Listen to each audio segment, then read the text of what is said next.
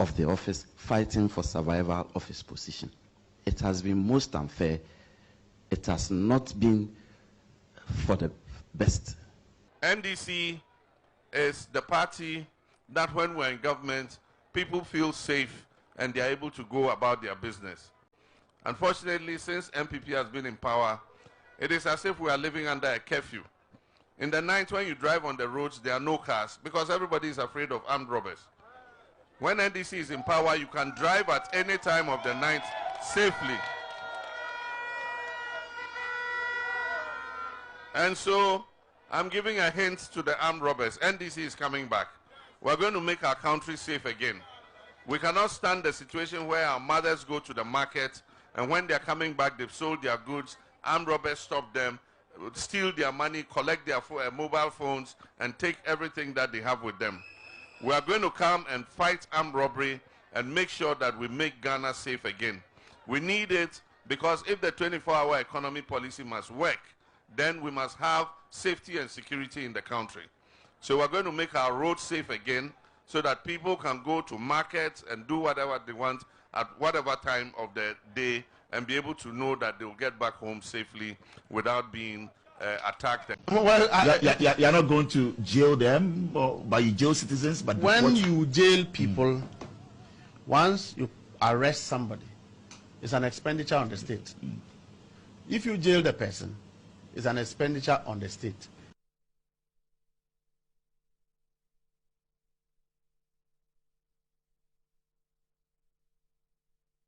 Well, you're not going to jail them, but you jail citizens. But when you jail people, once you arrest somebody, it's an expenditure on the state. If you jail the person, it's an expenditure on the state. 36 cases that we have reviewed in detail. If we are successful in recoveries, we can retrieve as much as 20.49 billion United States dollars. 20.49 billion United States dollars. The 36 cases, the high amount cases that we put together, and then the land loot, potentially we can raise about 21.19 billion United States dollars. And that is far more than what we have been chasing the IMF for. A few moments later. But as for the propaganda Kofi and Co are showing, to begin with, nobody had said that we're going to recover 21 billion. To all those looters who think that they are going to keep the loot, the Ghanaian people are saying that they are going to vote for the NDC so that we will recover all the loot. And I can quickly run through a few of the obvious targets. Those who are keeping our $2 million under the guise of coming to deliver a sky train, and you heard the chief whip talk about it, and failed to deliver, they should very quickly, as soon as the election results are announced, if they don't want oral officials, Operation Recover All Loot officials, and I'm lobbying hard to be part of that team with Basitali, you know, as my deputy. We are lobbying very hard. If they don't want any trouble with the Ghanaian people, they should just prepare to refund our $2 million for that very dubious SkyTrain project. You are even struggling with your railways, land, you are nowhere. And then suddenly, you say you are moving into... One of the reasons why people are in prison in this country is because they are poor. The real crime is poverty. I know people in this government that they came here, they bought government and they are finished buildings. I know all of them. No. I know all of them. So nobody should talk about Ura again. Ura is collapsed. We have collapsed it. One day when I get angry, I will release everybody's land document. One of the reasons why people are in prison in this country is because they are poor. The real crime is poverty. I know people in this government that they came here, they bought government and they are finished buildings. I know all of them. No. I know all of them. So nobody should talk about Ura again. Ura is collapsed. We have collapsed it. One day when I get angry, I will release everybody's land document. One of the reasons why people are in prison. And I am appealing to politicians not to politicize homosexualism. Because if you don't take care, in our bid to try to be politically right, we'll be offending people who love us dearly. And I have a saying that the people who love you, don't hurt them. And so let us think about the welfare of them. Let's also know that the religious even community, and not just the religious community, the traditionalists, the cultural, and our kings and our chiefs are also against it. So let's find a place well in our heart to make sure this bill doesn't become like what it became the last time. We wish President John Dramani Mahama well. He's somebody that I will not hide away from. I know him very well. He's my good friend. In fact, you say you don't have his number. I have his number. And I'm not ashamed to say I have his number. He's my big brother. Do you understand? Yeah. Somebody I revere. And sometimes you have a relationship with somebody. I'm praying that God helps him to get the people around him to build him to that capacity where he will come to that place and know that the God of the assemblies of God he serves will protect and support him. Definitely. Regardless of what his station is. God, and the same God has been his source of inspiration this many years past till today, will be his hope for the days to come. Lord Dina Mahama, his wife, will be protected, his children will be protected, and nothing will happen to him. That thing of that fear that is being placed on our leaders in Africa, this nonsense must stop. Or does it allow people to change their gender as they wish? This is a fundamental belief that I hold and is grounded in my faith.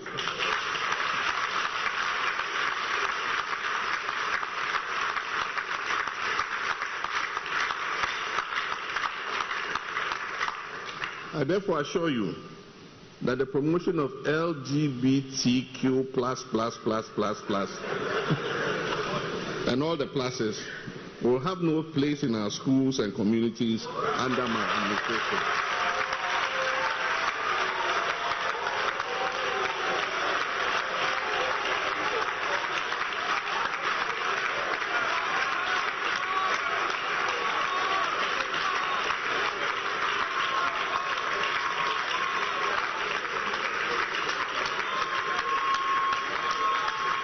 Thank you.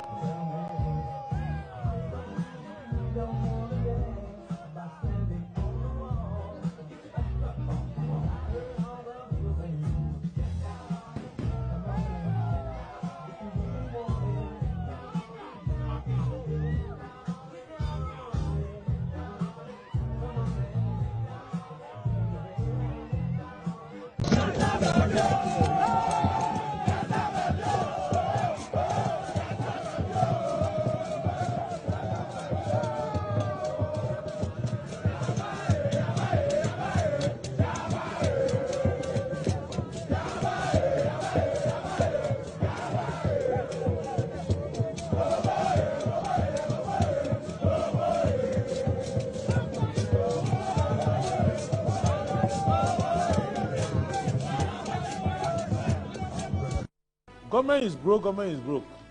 The people are spending billions to go inside the government that is broke. Have you ever seen a minister who resigned because government is broke before? Government has no money. Have you ever seen a governor who said, ladies and gentlemen, when I was elected, I thought the government had money. Now I discover government has no money, I resign. Have you ever seen it? Government has no money, but they are bringing money out at election time. Where is that money coming from? So they are lying. What is happening is that there are two types of wicked people in government. Type 1, they eat current money. Any money they find in government, they will eat it. They are wicked about that one. There is type 2.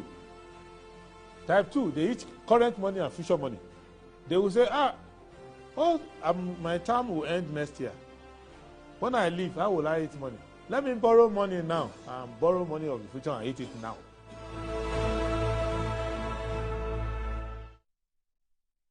So today is the 17th of April, 2026. Good morning. Thank you very much for joining the show. This is Good Morning Ghana on the Metro Television.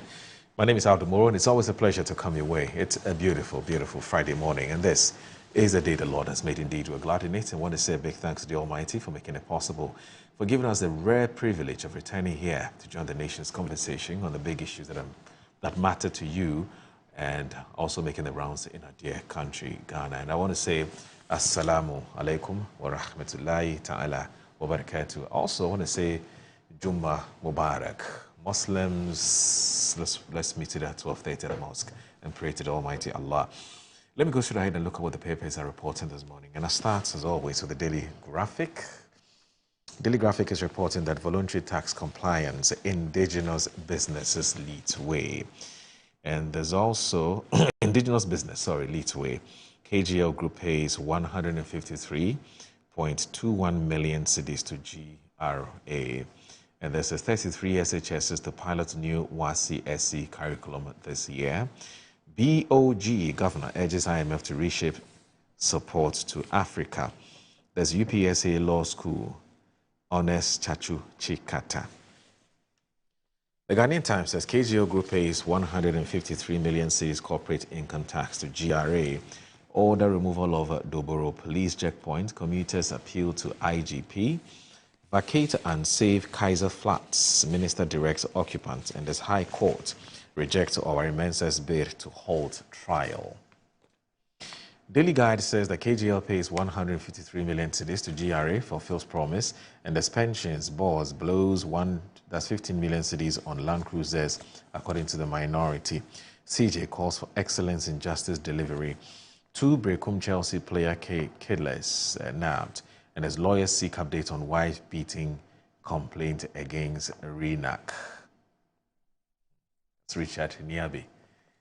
You know, the popular question that a lot of people are asking these days is whether marriage is an investment. It's a very, very interesting question. Perhaps we'll touch on that briefly on the show. But there's a lot of lessons that I guess married couples would have to learn from this, especially successful marriage couples. Big lessons from this. But anyway, so that's with the Daily Guide. The New Weekend Crusading Guide says that Renak kicks, slaps, punches, and whips me with bells, but Dovsu probes stalled wife rights to IGP for updates on domestic violence cases. Now, citizens still clamor for election of MMDC's CDD Ghana Research Fellow. There's KGL injects 153 million cedis into GRA kitty, reaffirms commitment to tax compliance. And there's tension in Ekwapum Youth Defy Assembly's ban, threatening vigil. New Cocoa Board bill to ban farmland sale for Galamsey. And there's who commends Mahama, that's I'm talking who as in WHO, commends Mahama over free primary health care. There's a Bono East cashew farmers in distress as produce rot, trade dries up. The Insight, tax compliance, a legal and patriotic duty key to Ghana's development growth, according to GRA boss. KGL Group presents 153 million cedis income tax to GRA, reaffirms commitment to tax compliance and national development. And the WHO salutes Mahama over government's free primary healthcare program. Western Chiefs honor Lands Minister for ending 5-year chieftaincy feud. And as FK company warns encroachers to vacate Danchira lands or face demolition. Over 3,700 killed in U.S.-Israeli attacks on Iran. The Herald this morning says how Accra's Koli Lagoon fell from pride to polluted nightmare 1932 boat event reveals sharp contrast. KGL Group declares 153 million cedis tax to GRA, earns praise. Sam Okujeto's legal misconduct and inheritance fraud allegation re-echoed as high-stakes legal clash squares up. Minority questions national pensions boss over illegal salary foreign trips and others. And there's court issues bench warrant for Vakbo chief linguist's arrest. The Ghanaian publisher says a domestic abuse claim against Renak, lawyers request update, and as KGL settles 153 million to this tax obligation. Brecum, Chelsea, bus attack, police nab 2 suspects. Bami has integrity to lead Ghana, according to Abu Jenapo. The custodian, Bami is Ghana's best prepared leader beyond 2028. Jenapo, our cashew is rotting, suffering Bono East farmers, blast government. KGL Group affirms tax compliance pays 153 million cedis to GRA. Cassius Mining ups claim against Ghana to $905 million US. And as Africa's future depends on jobs and infrastructure. Kofor. Daily Post. Western Regional House of Chiefs celebrates Ama Kofi Boa's humility and unifying leadership. I saw that video. I don't know what rights we've played it this week, but you had a whole minister going on his knees and literally begging the chiefs to help him fight Galamsey. I thought that was, wow, that was a masterstroke. And, well, good morning to you, the Honorable Minister for Land and Natural Resources, Emmanuel Ama Kofi Boa. There's also 2 arrested for robbery attack on Brekum Chelsea football team. And there's First Lady of Ghana inspires young women at 2026 Young Singles Rally at Sakumono. The Catholic Standard. I have no fear. Pope Leo stands firm for peace as Trump branded him weak and terrible. Craigs the King International School leads Catholic Solar Initiative. And as Jasican welcomes new shepherd, massive crowds, high hopes as Bishop Apia takes charge after 31-year era. Bishops fire back at Mahama over waste of time, family remark, and then there is an editorial that says the voice that will not be silenced. Let me go to my Joe Online. So now to the online portals, and here we have Minority Fault High Court ruling on OSP prosecution said it is a complete mistake. It as police declares 3 suspects wanted over robbery killing of a Brekum Chelsea player. Constitution first, Professor Kwe backs High Court on stripping OSP's prosecutorial power. Fuel price cuts won't translate instantly. ASA boss explains why. And there's nurses to receive medical backpacks and a free primary health care program. The City Newsroom says Publican AI, Guta Business Group suspends strike over government concessions, and as government releases funds to clear UK scholarship arrears. NPRA denies claim CEO doubled salary, and the 700 million cedis loan claim completely falls, according to NPRA response to the minority. Let's now go to Ghana Web and check out what Ghana Web has today. Now, Ghana Web says the food vendor recounts how University of Ghana students use fake Momo alleged to scam meals. Serious. Now, Ghana free visa policy, big idea, mixed reactions, and a shared duty to inform. Economic turnaround in Mohammed's second term, unprecedented. Archbishop Dr. Ejin Asari. And some bad news. Ex-Arsenal keeper Meninja dies after car hit by train. Anyway, Ghana till this day has no definitive accounting for 2020 presidential elections, according to Chachuchi Kata. Now, Metro TV Online says Ghana signs landmark PPP deal. Okay. That. Check out this one. So let me rather do this. So LSV Opoku-Agyeman joins global leaders in Spain for Democracy Hub, so a democracy summit, and then there's 7 women arrested for possessing palm oil mixed with Sudan dye. And there's there's Ghana Science Landmark PPP deal to boost tomato production and cuts import. As Nana Santua Abuajiwa, queen mother of Achim Apeja, dies at 68. And there's no smear campaign can tarnish my image in Asamankesi Haja Mariam Mohammed. All right, so that's it for the newspaper and the online portal review. Please stay with us. Don't go anywhere. This is Good Morning Ghana on Metro Television. My guest will join us shortly. Death is everybody's business.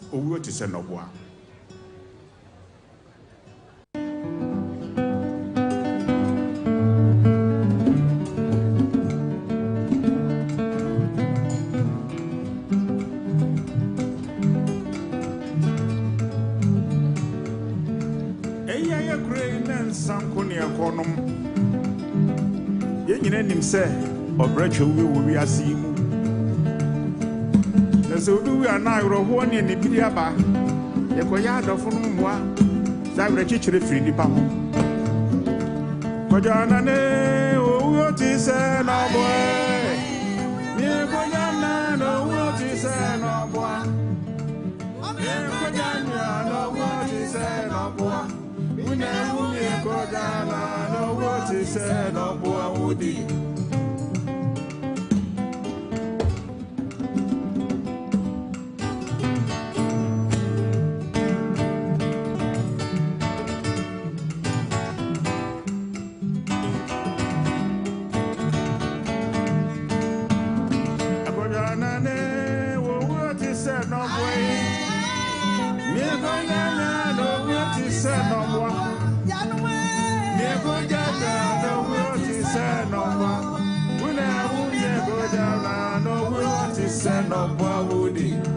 High lifetime.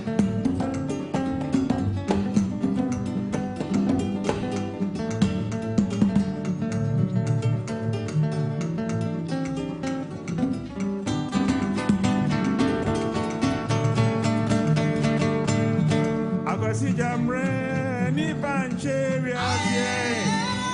Miego jana no wati sana bwa. Miego jana no wati sana bwa. Una miego jana no wati sana bwa odi.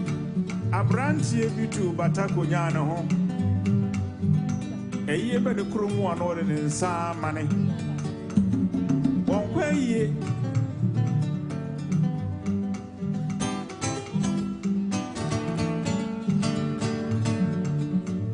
Namuwa ye be here to Debbie. Anche biara na ne papa so petri wuye. Wodin krata ko man nam fonum.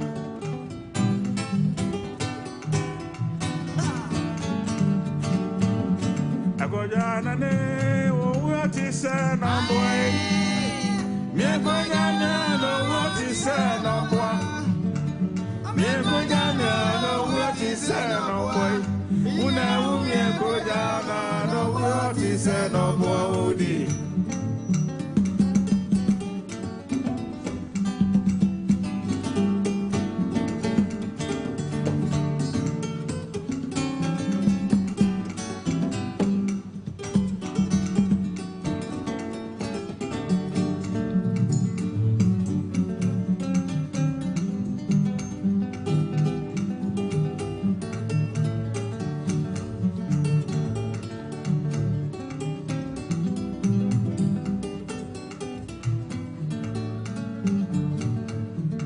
Anche biara na ne papa petri wuye.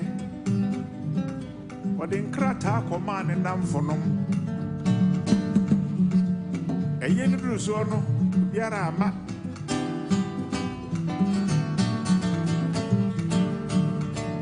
Omuso di ankra mane.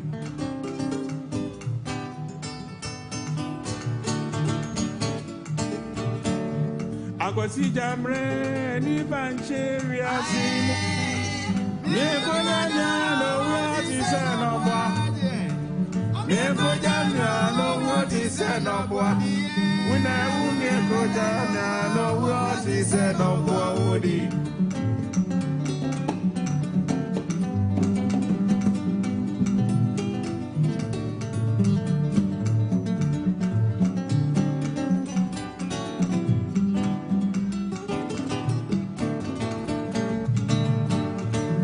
Akwasi jamre ni banche viase. Mieko janya no wati se no bwa. Mieko janya no wati se no bwa.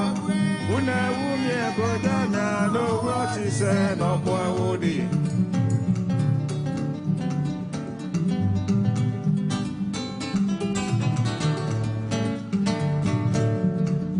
Eyene druso ubiara ama.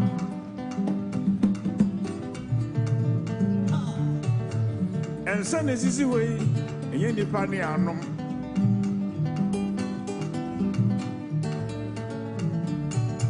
Nananom yi aye kuro esa biam na nsanko ne ekɔwe. Ye nyina nim se wo bratwewu wo wiase mu. Na so bi wu a na yorowo ne ni bi di aba. Wo ya adofo no momoa fi sa awere chichire firi nipa ho. Awisia do chire duro zo no obi e de wo no abene ade. Arekede yaso nipenio yenka sesepio yense bire nyina wayi ho bere na dane no na amamre so sesa na de owu na busuanfo ne ne ma omu hiamoa ba ku nsie funu kwabranka ti asempremo wose ebere wo na hye enipa timi no ntra nipa di odasani opiripira obeko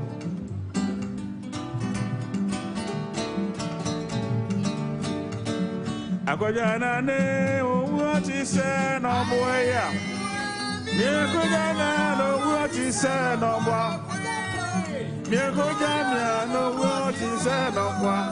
Mina miekojana no what is no kwa udi.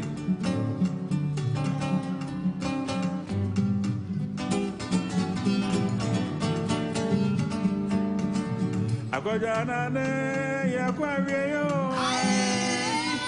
Miekojana no what is no kwa. Miekojana no what is no kwa.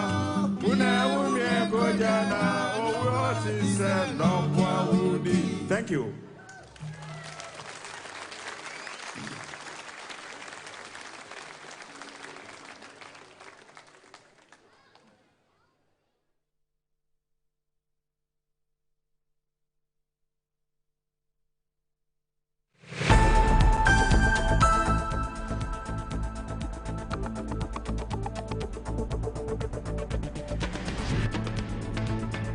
The ideal property shouldn't be a daunting task. At MNC Properties, we believe everyone deserves a place to call home. That's why we specialize in providing affordable housing options under our flagship project, Fresh Property Joy, specifically designed for low and medium income earners. Our range of customizable homes includes 2 and 3 bedroom standard and executive options, all meticulously crafted using innovative interlocking brick technology. We understand the importance of simplicity and convenience in the acquisition process. That's why we have designed our procedures to be straightforward and hassle-free, offering flexible payment options tailored to your individual needs. In addition to our affordable homes, we proudly offer litigation-free lands for sale in vibrant and upscale communities that present the perfect opportunity to build your dream home. We are committed to making affordable housing a reality, providing you with the joy of owning a home that meets your budgets and aspirations. Whether you're looking to buy, rent, or invest, we've got you covered. Our service team is ready to assist you on 030-255-1917. MNC Properties. Mommy, good morning. Good morning, my son. How are you? I'm fine, thank you, Mom. How about you? I'm fine. Joe, I just saw your mom doing her usual morning routine. Like, it was just 2 weeks she underwent a major colon surgery. Bro, see, my mom is doing perfectly fine, and we're all excited about it. It was minimally invasive surgery, and the recovery has been very fast. Minimally? Hey! No, wait. What do you mean by that? So they offered my mom a laparoscopic colon surgery. Laparoscopic colon surgery, which we accepted. It turned out it was equally safe with a very fast recovery time, and the cost involved too was very, very reasonable. She was discharged 3 days after the surgery, and you can see her, she's on her feet again. 3 days? Just 3 days, bro. Mean Tuber Hospital, first Ghana colorectal center, aimed to serve a peculiar health need.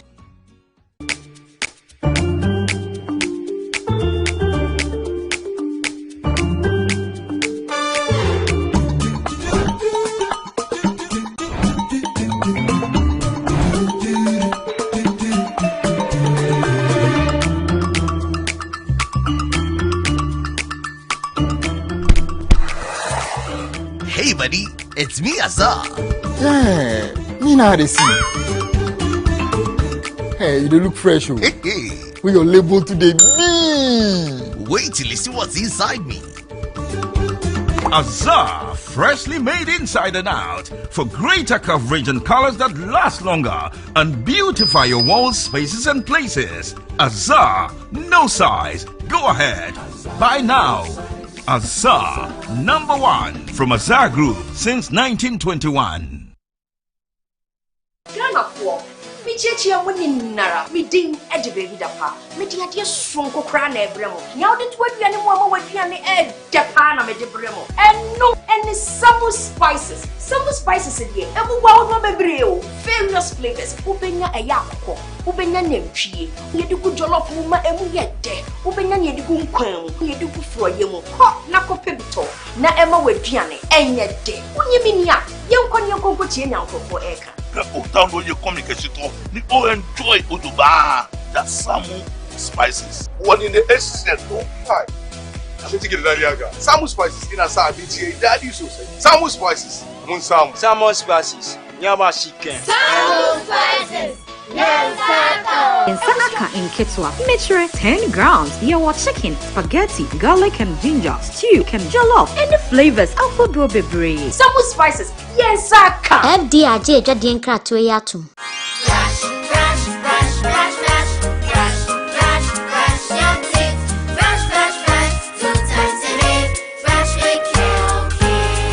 Hello, my friends. My name is Kel Kids Toothpaste. Wow. I was made to be gentle on your gum, but protected. I will protect your teeth from cavity, make your teeth whiter, stronger, keep your mouth fresh all day. And best of all, I'm strawberry flavored. So put on a smile and try me. That's amazing. Just try me. That's my job. If you say so, jump on my brush. Makes your teeth stronger, chicky whiter, chicky stronger. Yay! You did it! I'm glad you like your new toothpaste. Don't forget to brush both day and night. Kel Kids, happy smile.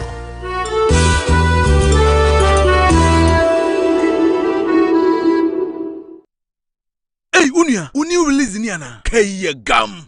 A bitino was me new release. Me can no access fitemu hono. And na TurboTech Garages Limited. Akwafa besiesi amana aye nitia. Obiasa ya kamru no. Accident car no na. TurboTech Garages Limited. Amana se jina ni naso sano. Mesi wo. Womu akwafa broni fita engineer efra bro chiraba. And wo check cars no. Ne wo hunu baby a fault krowo. And ho spare parts so ade hye. Afenesi road. And so ho charges kakra bi o. TurboTech Garages Limited. Wo ye general servicing. Ebili engine overhauling, engine tuning, oven spraying, general electrical works, air condition installation work, BM, upholstery, gearbox, make a TurboTech Garages Limited. Apart from sir, car that wotimi ato, and our trauma one, was sign importation of cars, and who spare parts, if Rabutreba, Wokoto car mawa, free. Ace, also what you call TurboTech Garages Limited, our La Paz Malam Road, after Bayard traffic light, wah. Bibiania for 0206 48 1793 and 0542 96 1111. Website TurboTechGhana.com. TurboTech Garages Limited. Hey, Kaya will be a benyan. TurboTech Garages Limited. Your car beauty and the power boosters. In my line of work, a confident smile is everything. Kel Charcoal Toothpaste keeps me on top of my game and ensures my smile is always radiant and bright. With the tiring nature of my job, we spend several hours under the scorching sun. To keep our teeth white and our breath fresh all the time, we use none other than Kel Charcoal Toothpaste. Kel Charcoal Toothpaste. You're on a Kessie and in a kit one. Samayo Kendini, who be here, Semetra Sapapadia to Amame Manfo, Kel Charcoal's natural ingredients, and a bomb is so buying, a man is swing, and a sansu mama hoto so a will bedroom. Kel Charcoal Toothpaste. Choose Kel Charcoal Toothpaste for anti-cavity, whiter teeth, and fresher breath all day. Available in 80 gram and 150 gram. Grab yours today. Kel, happy smile. This advert is FDA approved.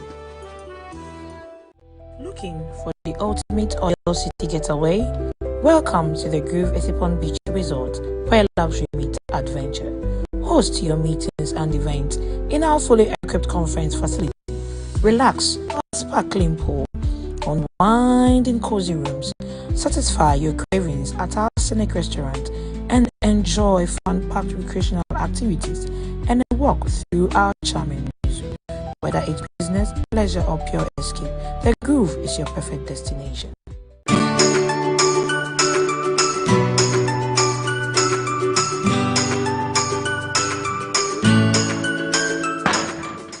Hey, Bunty, why you there? One lie, today you will give me my money. Oh, my guy, what's up? Oba unze me din na dede baby. Scan on ASA. 500 cedis per. Ah.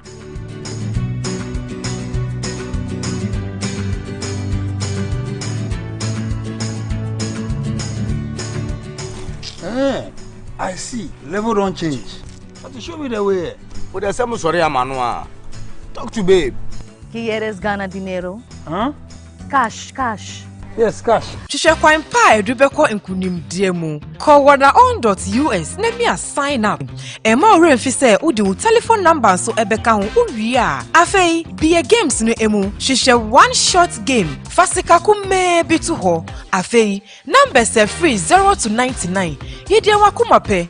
Na obenya sikakyɛde free 50 Ghana cedis. Kopim 500 Ghana cedis. So it'll be easy like that. Just like that. So I'll go buy my dream car. Por supuesto. Just visit wannaown.us and win some cool cash prizes. Baby, yes, baby. Boom! You be too much. Play responsibly. Gaming can be addictive. Accredited and endorsed by the Gaming Commission of Ghana.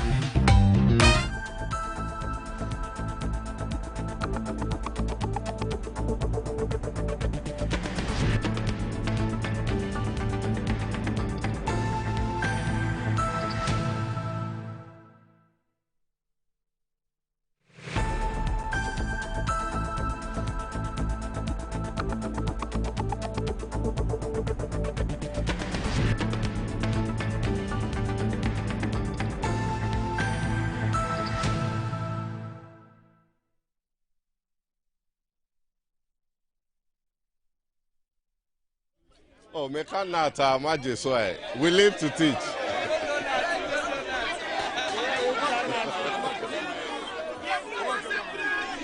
Hello. Yo, honestly, I would have said that I'm so happy to see you, because it is always a delight to see my colleague teachers. Yes, I'm one of your own, and I'm always proud to say so. And that is why you should realize that there is no way we will discriminate against teachers. I met with your leadership a short while ago, and I showed them proof of what has happened. So I thought that they would rather come and speak to you, but they wanted me to come and address you directly. So you recall that sometime last year, some of you came to the previous Ministry of Finance. Subsequent to that, Cabinet approved that even though your financial clearance expired and that you could not be onboarded, the Finance Minister should take steps to issue another financial clearance for you to be properly recruited. That was done, and you started receiving your salaries. What is outstanding is the arrears that had accumulated over the months before you were put on the payroll.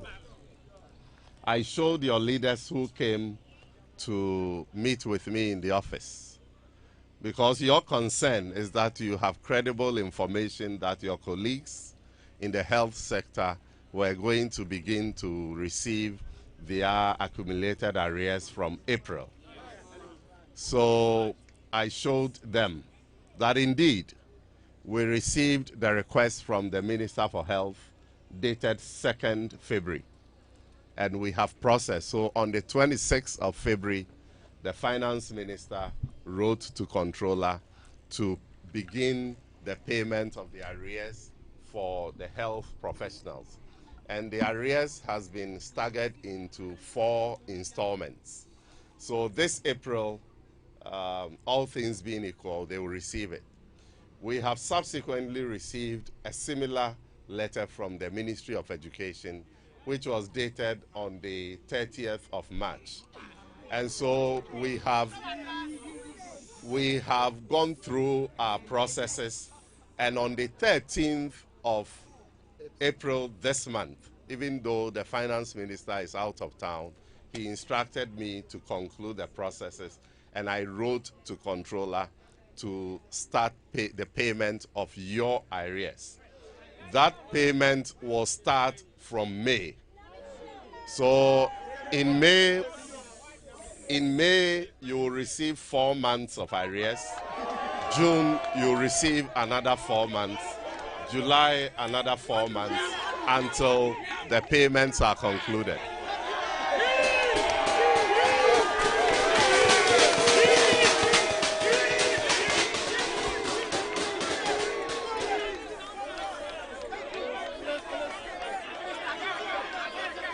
I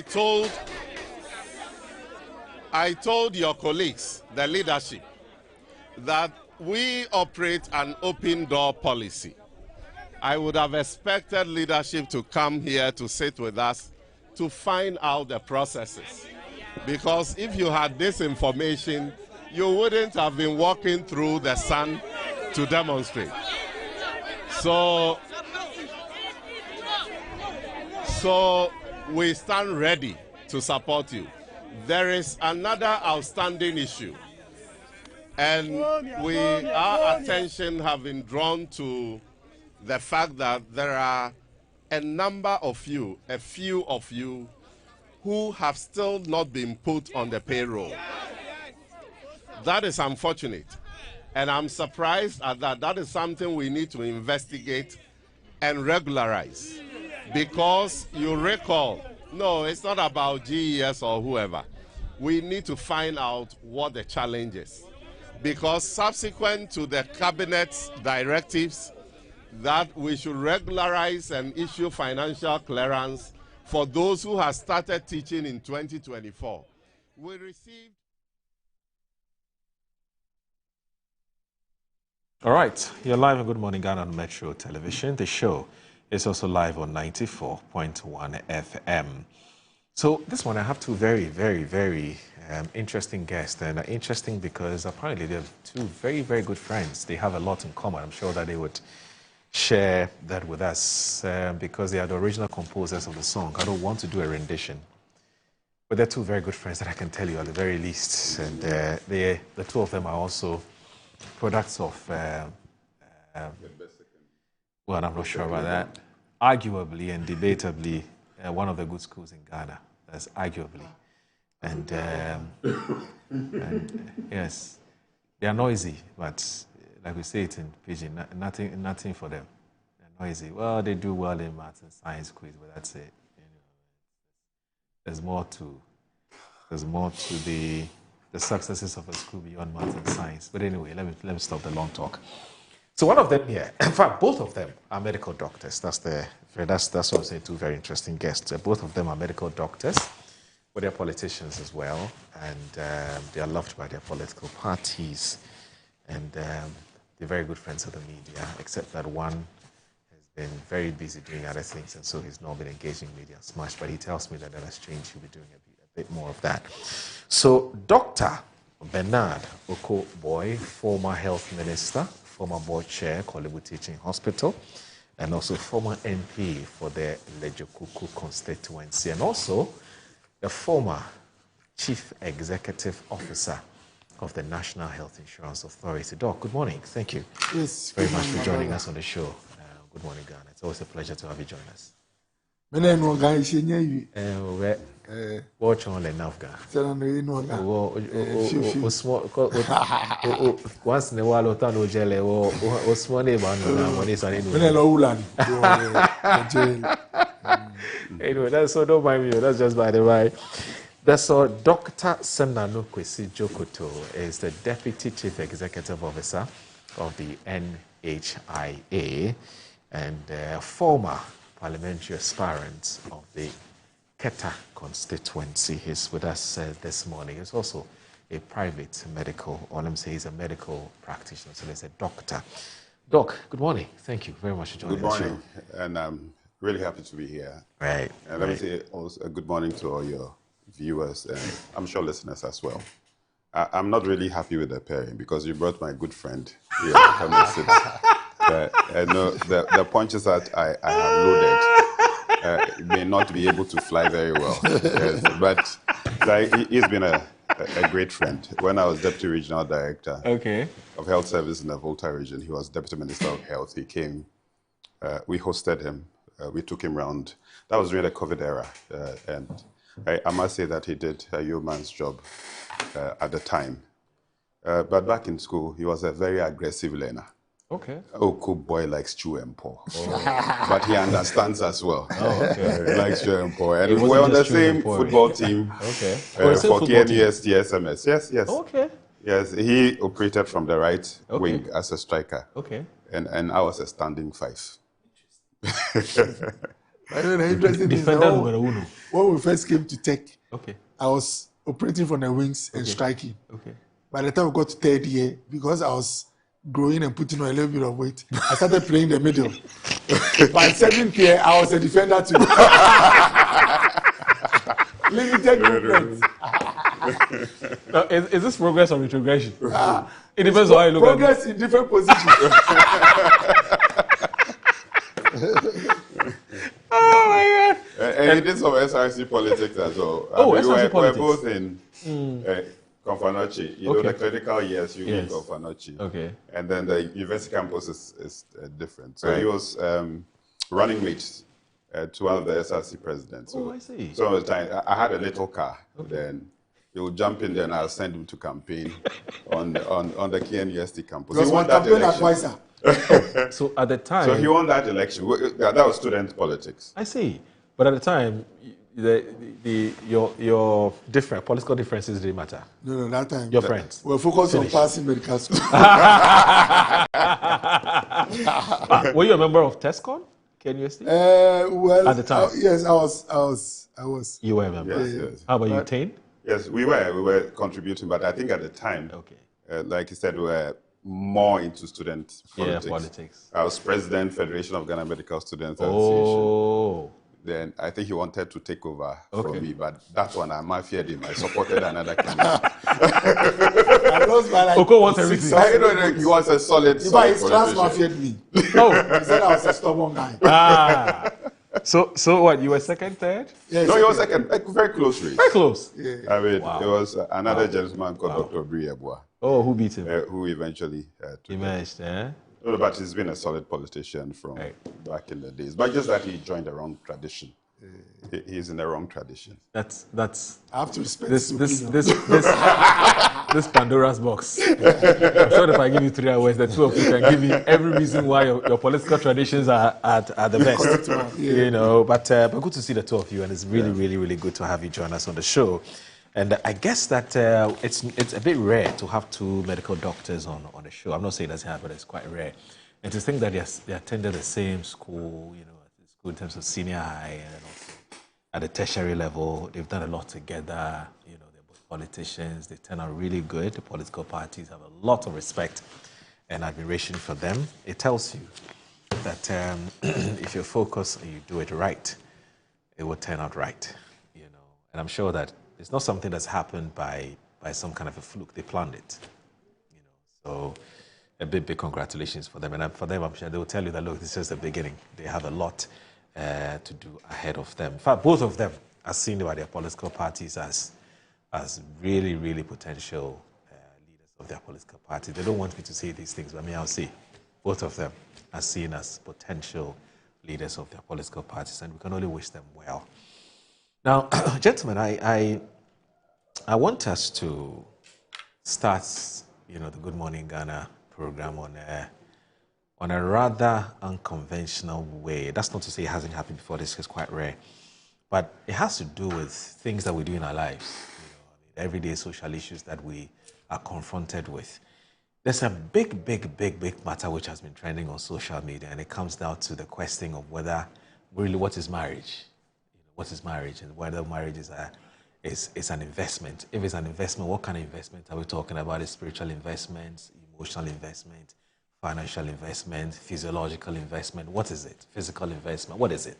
You know, and this question has been trending based on a high court ruling which has to do with a businessman, one Richard Amakwe, and his wife Joanna Kwe, and some divorce, you know, processes that they undergo. I mean, these are family personal issues. We don't want to get into the real issues. But for us, the main theme here is about what our understanding of marriage is. But first of all, I'm sure the two of you are married, aren't you? How long have you married, Doc?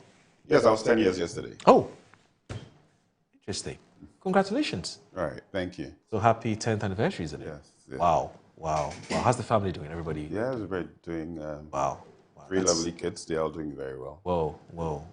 I mean, 10 years is not a joke. I mean, people were married before tell you that 10 years of marriage. People have done 40 years. You know, easy. Well, some people did 6. Some people did 6 months. That's to tell you how important this 10 years is. But and also, Doc, Dr. You're married too, I know. Yes. How many years have you married? Because I'm a politician, I will not say much. Okay. Well, you've been married for a while. Yeah. Okay, that's important. That's very important. But I don't know whether you have any thoughts to share on this matter about the essence of marriage. But before that, let me just say that there've been some reactions based on what the judge said. It's one Justice Dogu who has come under some massive fire over that judgment in the RENAC, it's affectionately called the RENAC case, which is Richard Ni Amakwe. Now, he said certain things that some civil society organizations and women groups are not happy about.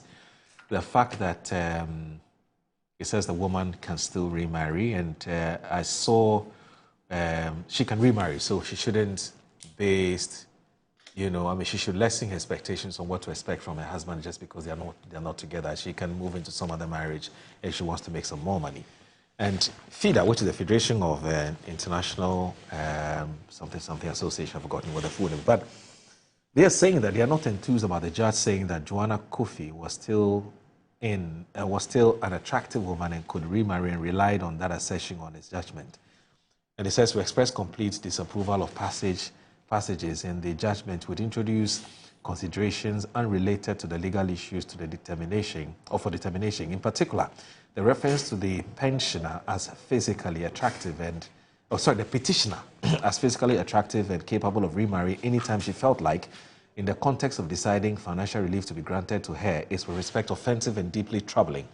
Such commentary has no place in legal analysis. Instead, it suggests that a woman's entitlement to justice may be weighed against stereotypes about her appearances, desirability, or remarriage prospect.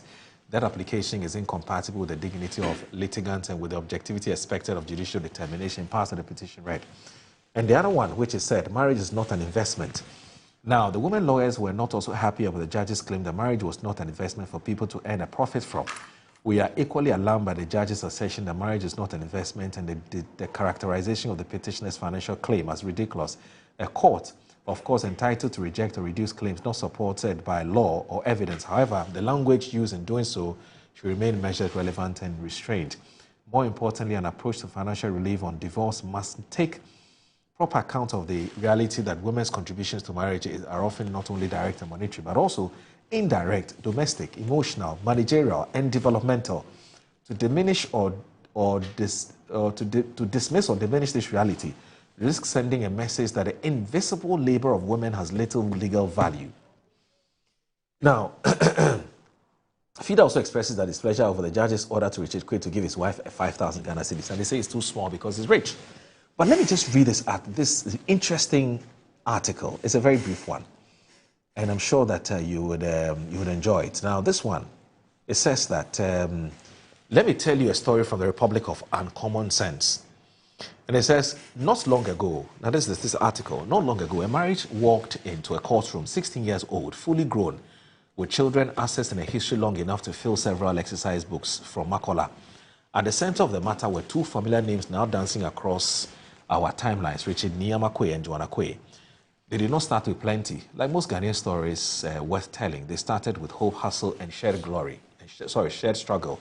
Somewhere along the line, a business was born. Quick credits, now bills, microcredits, and with it came success, expansion, and the sweet fragrance of prosperity. Then, like many other Ghanaian stories that begin with we, this one arrived at I. Now, the marriage ended. The matter went to court, and suddenly love was no longer poetry. It became accounting. Now, Madame Joanna, we're told, asked for what she believed reflected her contribution after years of building life and business alongside her husband. The figure that made social media sit up was said to be in the region of 50 million cedis. That's how much it's worth now. The court, in its wisdom, took a deep breath and landed gently at 300,000 cedis, a portion of the matrimonial home and 2 cars. From Accra to Edum, calculators began overheating, but it was not just the numbers that caught fire, it was the philosophy. The court reportedly reminded us that marriage is not an investment. Now pause. Because that statement entered a Ghanaian airspace like Hamatan dust, it settled everywhere. Marriage is not an investment, comes to the question mark. Then what have we been investing all these years? The time, the youth, the energy, emotional capacity, or are those now classified as non-performing assets? You see, in the Republic, we have a curious system of measurement. When a man builds wealth, we ask, how much? When a woman contributes to that journey, we ask, can you prove it? Receipts have become a new love language. Madam, kindly provide evidence of emotional support rendered between 2009 and 2017. Also attach documentation for encouragement services during early business uncertainty. Because apparently, if it cannot be itemized, it did not happen. There is an old proverb that says, the one who carries the mortar may not pound the fufu, but without the mortar, there will be no meal. Yet in our republic, when the fufu is ready, we invite the mortar to observe respectfully from the corner. Now, let us be fair. The law is not a church service. It does not run on faith. It runs on evidence, and yes, there is wisdom in preventing marriage from becoming a marketplace where people enter with calculators and exit with dividends. But there's also danger, great danger, in pretending that only money builds wealth. Because if that were true, many successful men would have collapsed long before success arrived. And then came another whisper from the bench that Madame is still young, still capable of remarrying. And he says, so the future has now become a compensation for the past? In other words, go and try again. This one was practice. My people, time is not a rehearsal. 16 years is not a trailer. It is a full movie with intermission. And this is where the Republic must pause and think. Because what we are witnessing is not just a divorce. It's a lesson being taught loudly to a watching generation. Young men are learning, protect your asset. Young women are learning, protect your evidence. And young couples are quietly realizing that love alone may no longer be sufficient documentation. I take you to be my lawfully wedded spouse, subject to terms and conditions, supported by verifiable contribution logs. And somewhere in all of this, the simple beauty of partnership is standing at the roadside waiting for a lift that may never come. So let me ask you, my good people of the Republic, if marriage is not an investment, then what exactly have we been spending all this time doing? Now, if you check the newspapers today, we're told that the wife is asking for some further compensation because she claims that the husband actually beat her up, so she wants more money, basically. I don't want to bore you with the stories, which is in almost all the papers today. But I mean, what would be your reflections on this whole matter? That you married somebody for many years. Perhaps when you started, it really wasn't anything at home. You were not that successful business-wise, but the potential was there. It was huge. It was massive. And then she marries you, and after so many years, you say you don't want the marriage anymore for whatever reason. And then the woman is saying that, okay, when I met you, you had one car. Now you have 20 cars. I need 10 of those cars. When I met you, you had only one city. Now you have $50 million US. I need $25 million US to compensate for the emotional support, my youth, and everything else, the domestic chores and everything else that I did for you whilst you are building that wealth. Otherwise, you have shortchanged me. Let me start with you, Dr. Jokoto. What's your whole reflection on this matter, whether marriage is an investment and what kind of investment it is? Well, Moro, I mean, thank you very much. And I've seen that this has really caught the attention of so many Ghanaians. And I must say sometimes when you put a spotlight on some of these difficult situations, it amplifies erroneously amplifies the challenges that we have in marriages. But I'm very conservative when it comes to marriage. And I think that it is a very good establishment, established by God. And even for the growth of every community. I mean, if you want to promote family values, you are looking at good marriages, people bringing up, mother, father bringing up children. We know what happens when single parents would have to parent kids. Some of them come out well, but a good number also do not come out well. But let me also say that quite a number of marriages are also doing very well. But if you look at the divorce rates, I hear is all-time high, between 20 to 30%. I do not have the right source documents to give you, but anecdotally, that's what I hear. That is around 20 to 30%. So at least 70% of marriages are doing well. It's an opportunity for two people to grow together. And usually what brings them together is the affection they have for each other. So I would always say that if you have the opportunity to marry, kindly do so. Definitely do so. It helps you, it makes you keep focus, and you complement each other in everything that you do, and it may bring you greater success.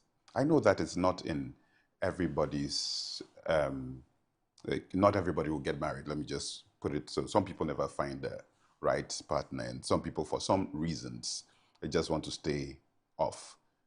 But to all those who definitely have the opportunity to marry, kindly do so. On this specific matter as to whether, well, marriage is an investment or not, I think that there are so many perspectives to it. And in recent times, if you look at some of the examples about how marriages have ended, and the focus on the material advantages that people get, it makes people feel that, listen, people are actually going into marriages because of what they want to get. We've heard so many stories, especially to do with very wealthy men who eventually go and marry people, and within 1 or 2 years, the women have filed for divorce and want to take a chunk of their property. It happens the other way around in some instances. So there's that perception also that is going around town, that some people just go in to take advantage of the rich people. But we have divorce laws in this, laws that guide divorces. I'm sure they went to court, and I have not seen the ruling. So I do not really want to be preemptive on this matter. I'd want to see the entire ruling and what made the judge actually give this particular ruling. But some of the things that the judge is being quoted for would have been better if he had not said it, for the various reasons that people are criticizing him for. So is the future a compensation for the past?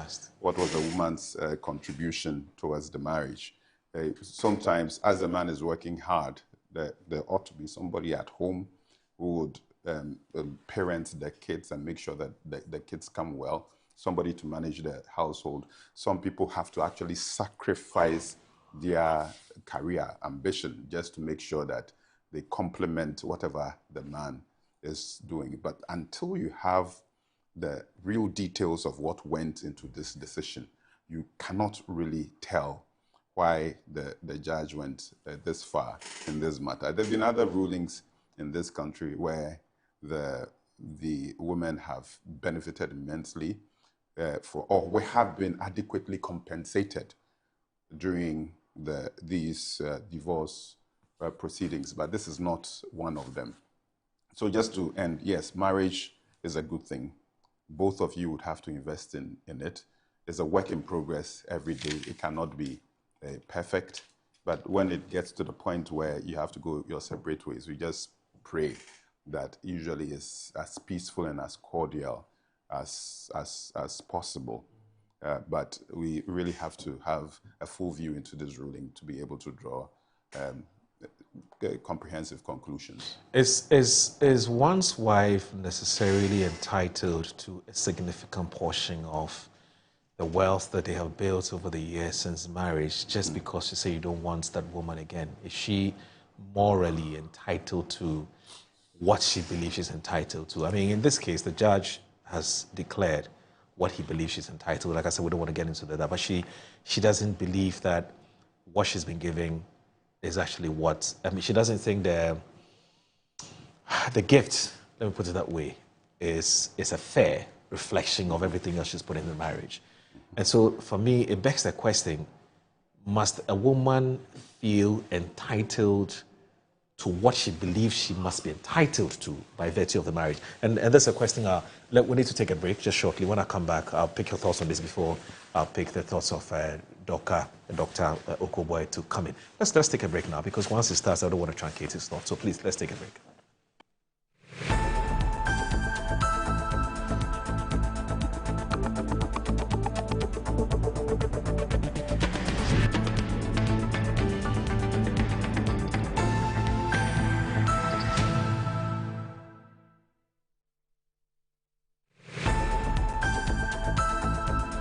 Finding the ideal property shouldn't be a daunting task. At MNC Properties, we believe everyone deserves a place to call home. That's why we specialize in providing affordable housing options under our flagship project, Fresh Property Joy, specifically designed for low and medium income earners. Our range of customizable homes includes 2 and 3 bedroom standard and executive options, all meticulously crafted using innovative interlocking brick technology. We understand the importance of simplicity and convenience in the acquisition process. That's why we have designed our procedures to be straightforward and hassle-free, offering flexible payment options tailored to your individual needs. In addition to our affordable homes, we proudly offer litigation-free lands for sale in vibrant and upscale communities that present the perfect opportunity to build your dream home. We are committed to making affordable housing a reality, providing you with the joy of owning a home that meets your budgets and aspirations. Whether you're looking to buy, rent, or invest, we've got you covered. Our service team is ready to assist you on 030-255-1917. MNC Properties. Grab your bottle and unleash the taste of Storm Energy Drink.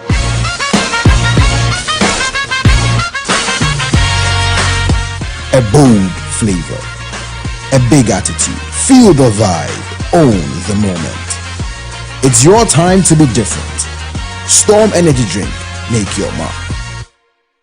Excessive drinking can be detrimental to health, not recommended for persons under 18 years, lactating mothers, pregnant women, and people sensitive to caffeine. This advert is FDA approved. Yes, next. Hey, Nadia Benson. Me didn't tum Mr. Friend Calico, just call me cockroach. Now, Mr. Friend me once now. Hey, that's you. Improve car. Yeah. Captain was key to double the action.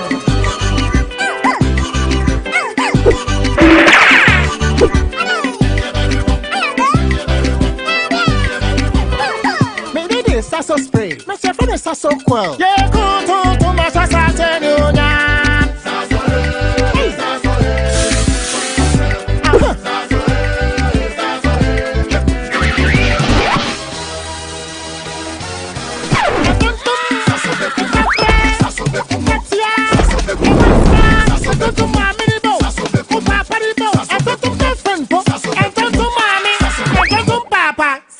Come tum preko.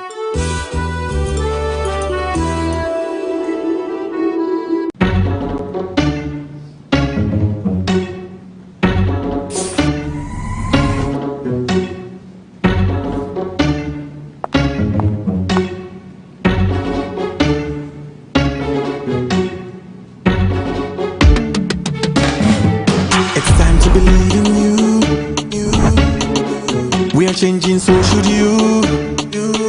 If you're dreaming, don't be afraid. And in the valleys, keep your head up high.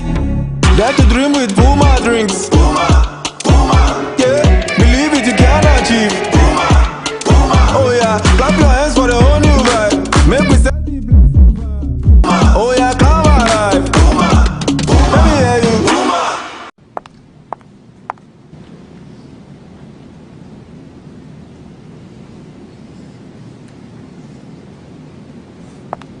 Puma Drinks, a whole new vibe. Another quality product from Casa Precon. This advertisement has been vetted and approved by the FDA.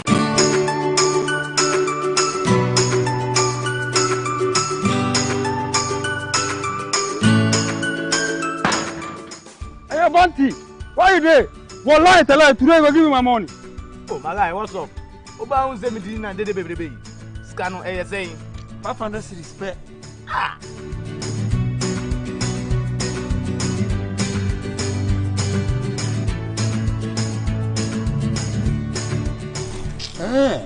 I see. Level don't change. Have to show me the way. But there's some sorry, Amanua. Talk to babe. Here is Ghana dinero. Huh? Cash. Yes, cash. Hwehwɛ kwan pa edubekɔ nkunimdie mu. Call on.us na me sign up. Ema ore mfi sɛ udi wo telephone number so ebeka ho uwie a. Afei, be games no emu. Hwehwɛ one shot game. Fasika kume bi to ho. Afei, numbers are free 0 to 99. Yedi wakuma pe. Na obenya sikachedi free 50 Ghana cedis. Kopim 500 Ghana cedis. So it'll be easy like that. Just like that. So I'll go buy my dream car. Por supuesto. Just visit wannaown.us and win some cool cash prizes. It's Bemi. Boom! Wanna you need too much. Play responsibly. Gaming can be addictive. Accredited and endorsed by the Gaming Commission of Ghana. Oh, me can't imagine so. We live.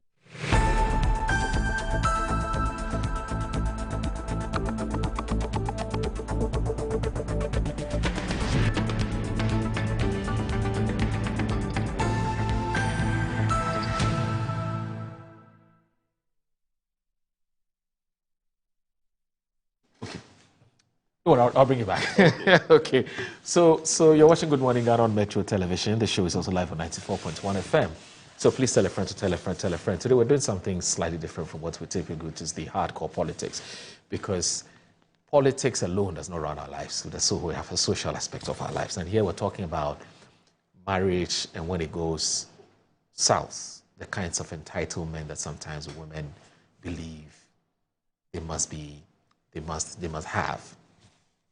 And it's on the back of the Richard Nyamakwe's troubles with his wife, Joanna Kwe. They've been married for 16 years. They have 3 children.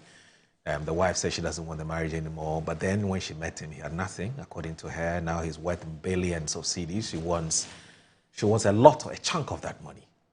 And so the matter ended up in court, and the judge has made a ruling that says, well, we'll give you 5,000 cedis every day for the children's upkeep. We'll give you a plush vehicle around a plush munching around the Dansoman area. We'll give you 300,000 Ghana cedis, and so on and so on. She said it's not enough because when she looks at how much investment she has made into the marriage, but we're not sure the nature of that investment, except to say that she said she's giving him moral support, emotional support, both in the morning and in the evening. She's cooked for him. She's taking care of the children.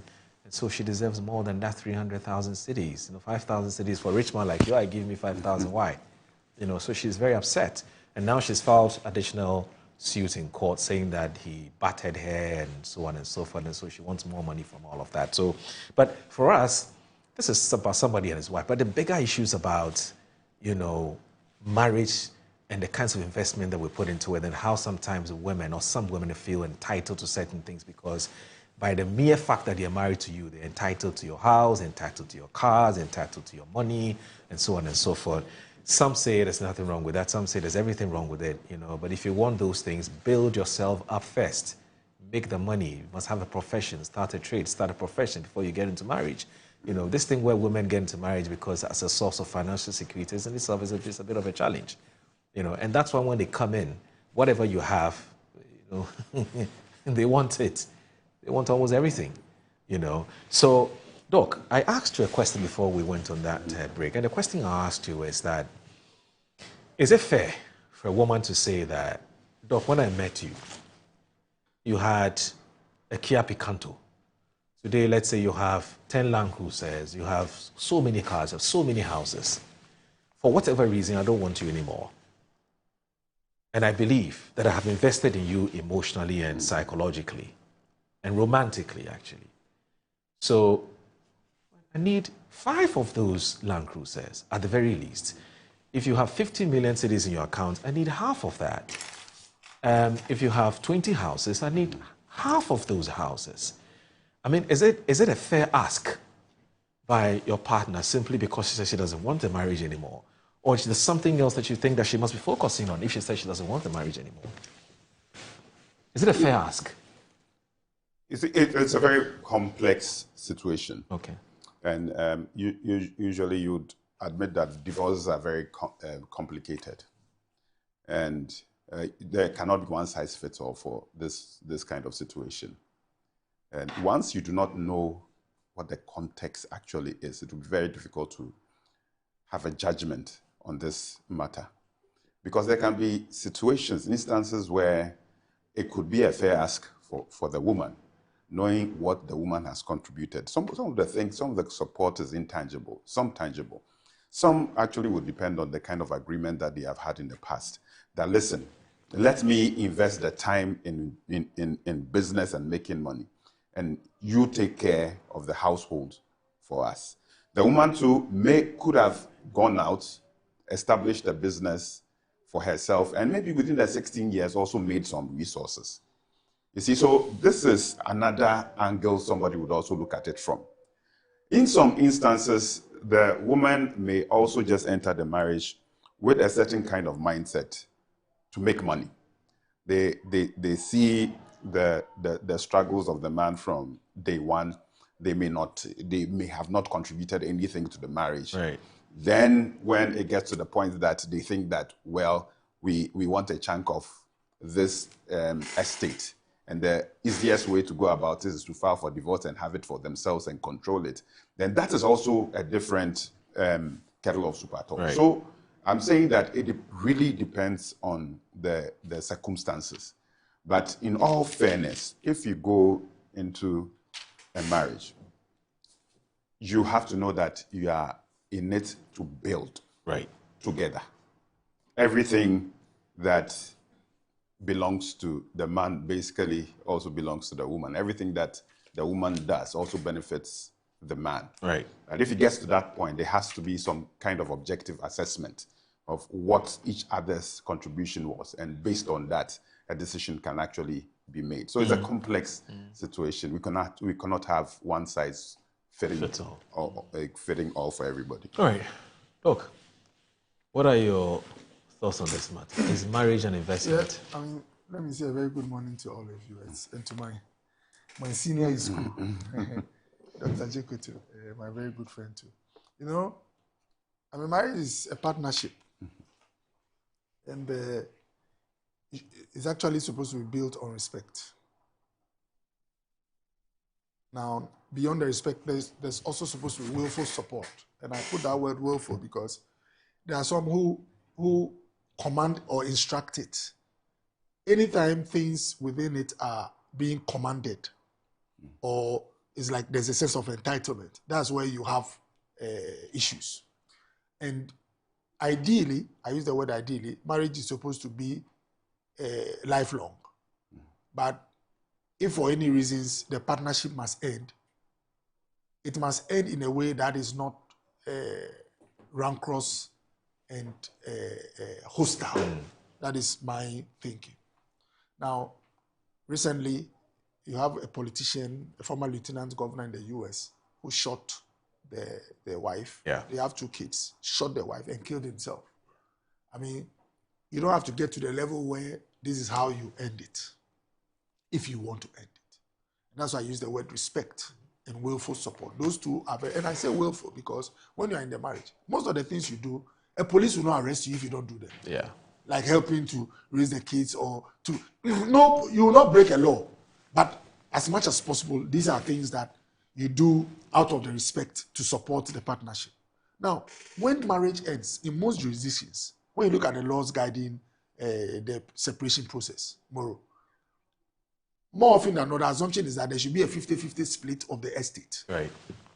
And that assumption, I don't blame the law, because the law cannot predict everything or know everything. It assumes that the strength and skill set of the two was actually half from each to contribute to what you see. If they have 10 cars, the assumption is that their strength contributed 5 and all that. But the judgment from this particular judge, the ruling, tells us something which is very interesting. And there's a lot of sense in what the judge is saying. Now, immediately you start looking at the partnership as seed or money you've sown, and that based on what you've gotten, you should reap half and take it away. That places the partnership in a form of commercial establishment or transaction, which also is not at the heart or roots of marriage. It's supposed to be a partnership that is lifelong. Now, let's also be frank or honest with ourselves. In the separation process, I think there must be 2 things that should stand out: fairness and reasonability. And for the sake of the man or woman, whoever thinks that they deserve more. What you get today is not as important as how you live and what you have 20, 30 years down the line. So I am not interested in what the woman takes home, the takeaway on the day of the split or the award. I'm interested in the plan, the arrangement that has been signed to in terms of supporting kids, supporting the woman for as long as the woman is alone. So, for example, if the man, let's say Richard Nyamakwa, let's use your figure, is worth $1 million. Now, 10% of 1 million is $100,000 equivalent. 1% is $1,000. Now, if 1% of the wealth, all right, which is $1,000, can keep the kids in a very decent state in terms of school and all that, and that is what the judge gives or allows to be given to them. An arrangement that says that at any point in time in his life, he should give 1% of his estate, like his earnings, to the children till they become graduates or finish their master's program. That is a very decent and sustainable and encouraging arrangement than an award that says that give the mother $100,000 or whatever, and you don't know what will happen in the future. Again, let's be honest. Just like in a football team, players in a team are paid differently. Yet they don't fight. They are not enemies because they appreciate the unique skill set of their colleagues. And I always use the example of Marcelo and Cristiano Ronaldo when they were at Real Madrid. The best of friends, but Cristiano's salary and wages and whatever is about 3 times or 4 times what Marcelo gets. It's because of the unique positioning of Marcelo. So in a marriage as well, you can have a situation where, yes, I admit that because of our cultural setting, all right, more often than not, the woman is spending a lot of time raising kids and all that. So when it comes to that place, her investments most of the time can be about 80%, while that of the man is 20%. Borrow, in terms of the house, managing the house.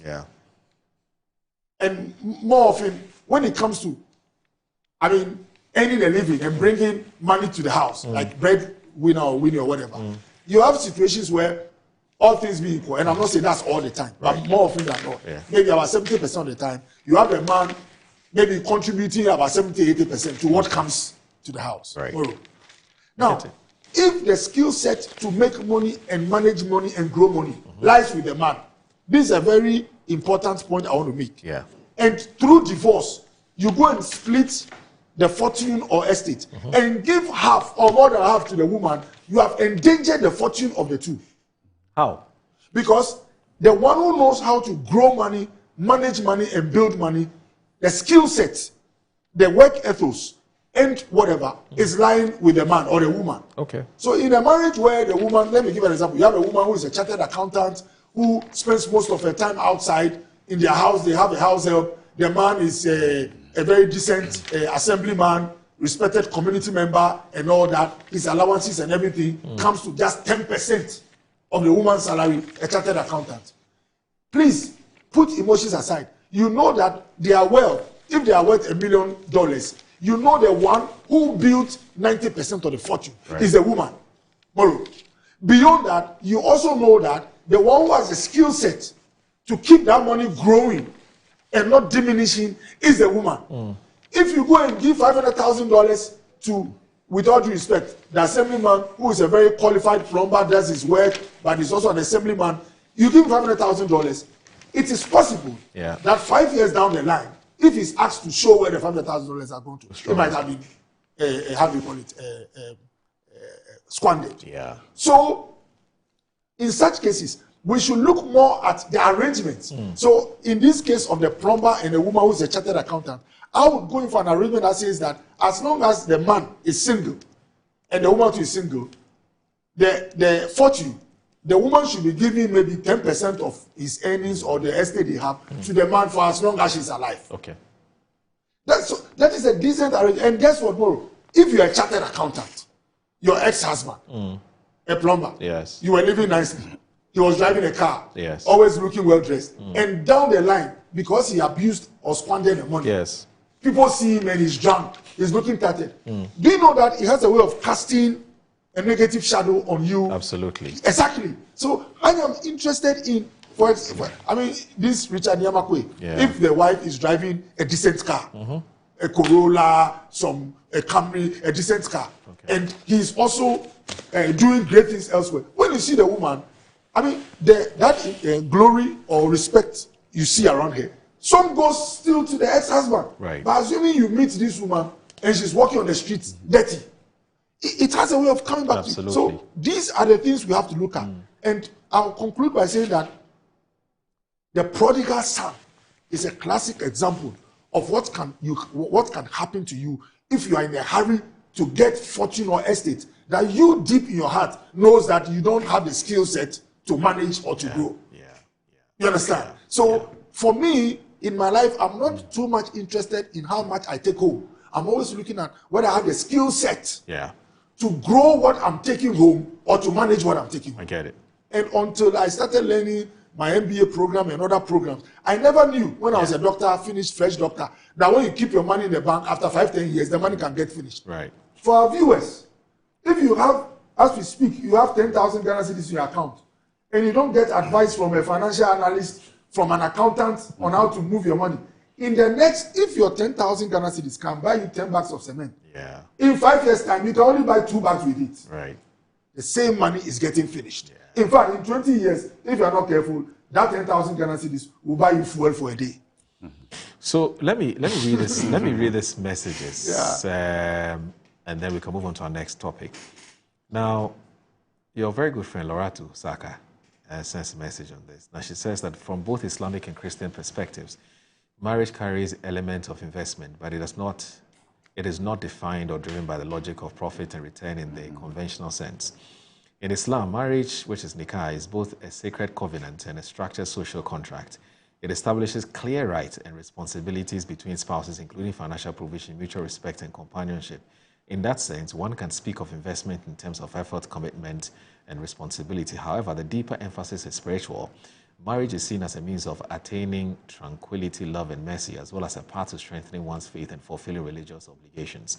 Acts within marriage, care, provision, patience, and even intimacy are regarded as acts of worship with spiritual reward. Therefore, the returns of marriage in Islam are not merely material or emotional, but extend to the hereafter. It is an investment in faith, character, and family life, grounded in sincere intention rather than personal gain. Now, it says in Christianity, marriage is understood primarily as sacred covenant before God, marked by unity, love, and lifelong commitment. It reflects a spiritual union in which two individuals become one, bound not by calculated exchange, but by sacrificial love. The model often cited is Christ's love for the church, selfless, enduring, and unconditional. Within the framework, the language of investment becomes limited because the emphasis is not on what one gains, but on what one gives. Marriage calls for patience, forgiveness, service, and grace, even in seasons where there may be little visible return. While couples do build a shared life and future together, the foundation is not transactional thinking, but a deep moral and spiritual commitment to one another. And she goes on and on and on and on and on and on. But it says, in essence, marriage is not about what you get, but what you commit to, making it a lifelong investment of self grounded in spiritual purpose rather than personal profit. And she says we are all men, so she thinks that the conversation will be biased. All right, I hope we did justice to the conversation. And Gabriela Tete, the NDC Central Regional Communications Officer, she says that this is the second of such ruling this year, or was I late last year? There's a Supreme Court ruling on property management in divorce cases, Mrs. Abuna Pukua versus Yakwache. And the judge in the Reina case went by the precedents, which is regarded as a landmark case on it. But I think Ghanaian women weren't paying attention to it, to this high-profile one, until this high-profile one came out and generated this kind of debate. Now, when I marry, I'm writing contract. Reverend Joslati says that marriage is not an investment, maybe an obiter dictum, meaning a statement in passing. I disagree with the dictum of the judge. Marriage is an investment because both parties invest time and other resources. Whatever they owe is a joint ownership. And, okay. All right. This matter has really caught the attention of many, and some of them are quite personal, so I don't want to read them But I want us to move on to our second topic for the day, which has also been trending. It's been trending since Tuesday. The health minister held a news conference and gave us basically a precursor on what to expect yesterday when the president launched. Was it yesterday or Wednesday? It must have been a Wednesday. Wednesday, 15th of April. Yeah, when the president launched the free primary healthcare program, and it's generated all kinds of reactions. Generally speaking, broadly speaking, yes, I think that a lot of Ghanaians and the civil society think that it's a good idea. But the minority have raised some issues. In fact, yesterday there was a whole press conference on it, and they've also raised their own. They're giving their own take on this program. But it appears that the program has taken an international dimension. That the World Health Organization has been full of praises for the government for implementing this policy, social intervention policy. Now, it's been captured in today's Insight newspaper, and it says that the WHO salutes Mahama over government's free primary healthcare program. Now, the World Health Organization has commended President John Dramani Mahama for the rollout of the free primary healthcare initiative, describing it as a significant step towards strengthening the healthcare delivery and advancing universal health coverage. The Director General of WHO, Dr. Tedros Adhanom Ghebreyesus, in a post on X on Thursday, April 16, praised the initiative and its potential impact on population health, noting that strong primary healthcare systems remain central to disease prevention and early treatment. This important milestone brings Ghana closer to achieving universal health coverage. Strong primary healthcare is essential to improving, and the story continues. And yes, on page 3. Yes, in improving population health, enabling earlier detection, timely treatment, and more effective disease prevention. The free primary healthcare initiative forms a central pillar of Mohammed's administration's social contract with a strong emphasis on expanding access to essential health services, particularly in underserved communities. Now, the minority are criticizing the government of what they describe as a duplication. This one is on, so the City Newsroom says that it's a duplication of existing policy interventions following the launch of a new healthcare initiative by President John Dramani Mahama. Now, the story says that President Mahama unveils the free primary healthcare program, a flagship policy aimed at expanding access to essential health services across Ghana, particularly targeting underserved and vulnerable communities. The initiative is expected to improve early detection of diseases and enhance preventative healthcare delivery nationwide. Now, the policy has drawn sharp criticism from the minority who argue that the program mirrors interventions introduced under the previous NPP administration. Now, the MP, Dr. Nana Ayuefriye, has accused the government of repackaging existing policies without acknowledging their origin. According to him, key elements of the newly launched program bear striking similarities with initiatives previously rolled out by the MP, particularly in the area of annual health checks and access to healthcare services using the Ghana card. Now, and I'm going to quote him, during the launch, you would see that every person can access it using a Ghana card and must be 18 years old and older. Now, under the MPP, it was the same, and it is for all Ghanaians. You can Google the Pentecost Church of Ghana headquarters, the publication on annual health checks introduced by the MPP government, which is on their site, and it details exactly what John Dramani Mahama was saying yesterday, exactly word for word. The institution, and it says the institutions are there. You have only changed the political faces, and now you want to repackage it without giving reference and recognition to those initiated to it. So how would somebody also recognize anything you have added to it in the future?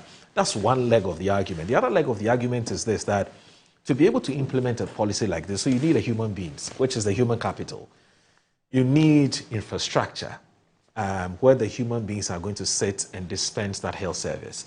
You also need resources, which is money, to make sure that it oils the execution, implementation of the program. Now, you have a situation where you inherited Agenda 111.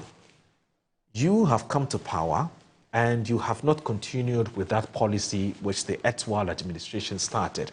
And so the hospitals have stalled, and nothing is happening. Where are all these medical staff going to sit to be able to administer the kind of services that you expect them to administer?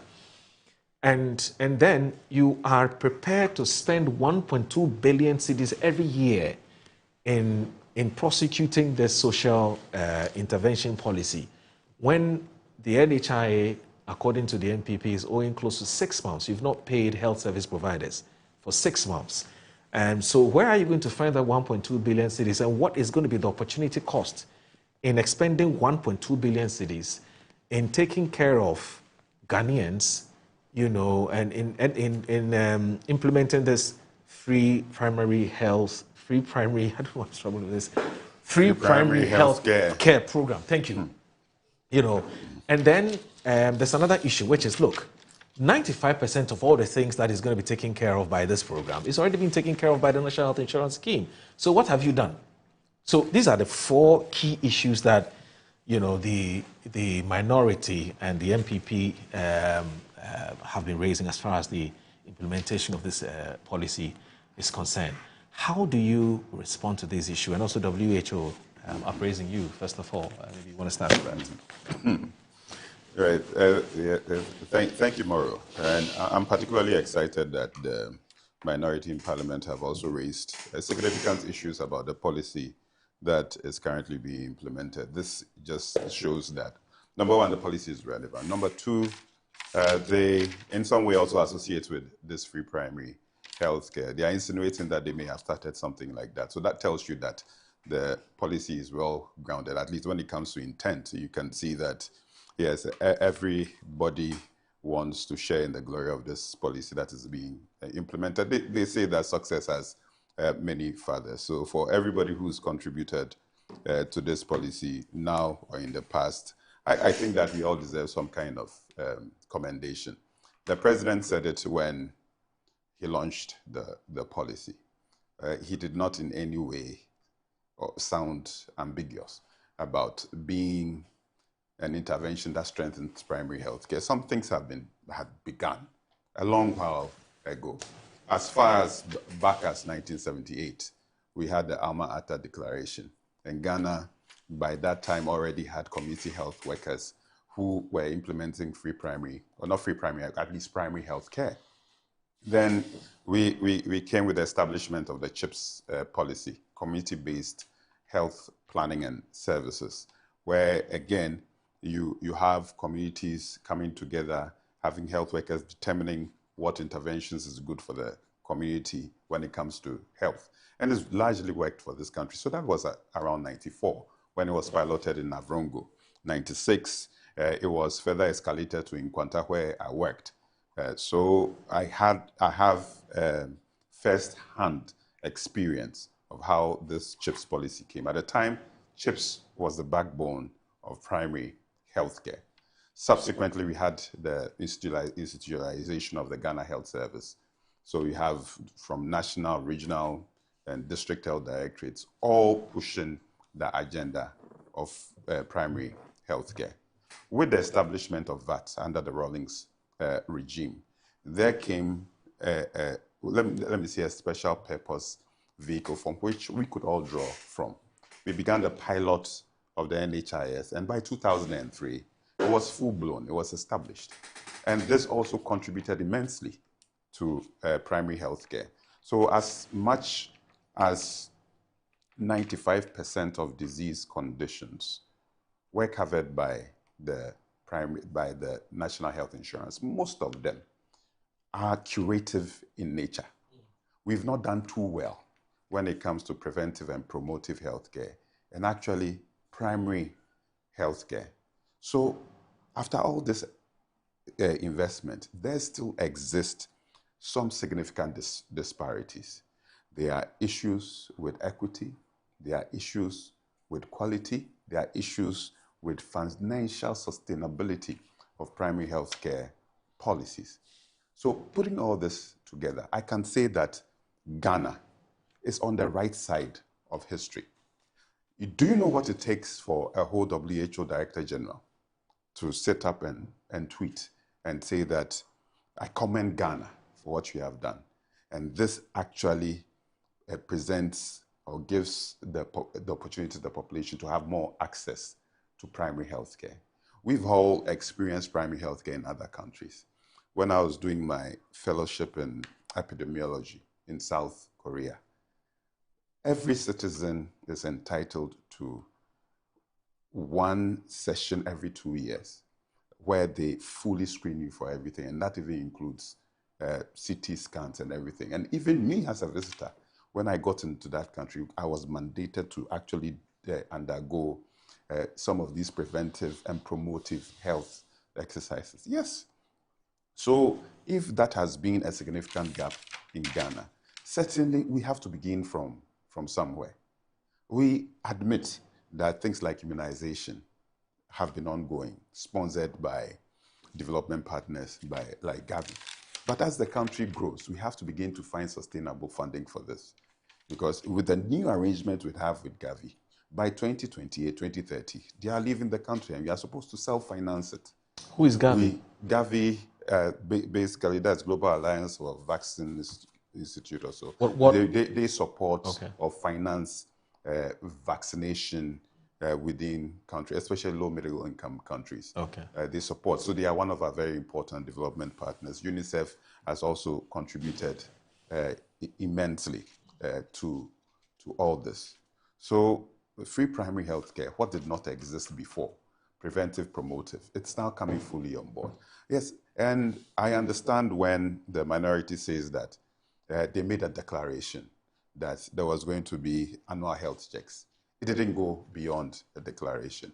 Obviously, the vehicle for which they were going to use, again, was the National Health Insurance Scheme. And there are basic steps that you go through before such policies are implemented. And you can verify for yourself. Were there adequate stakeholder engagements? With this free primary health care, there's evidence that academia was fully on board, subject matter experts were fully on board, we engaged development partners, there are records to this, there's a policy, full policy, backing it under the auspices of the Ministry of Health. We've developed implementation guidelines for all this. We have also looked at financial sustainability of this policy and what package we even start with. We are not only doing maybe blood pressure or blood glucose or random blood sugar checks. That's not what we are doing. The package we are actually beginning with includes screening, mental health screening.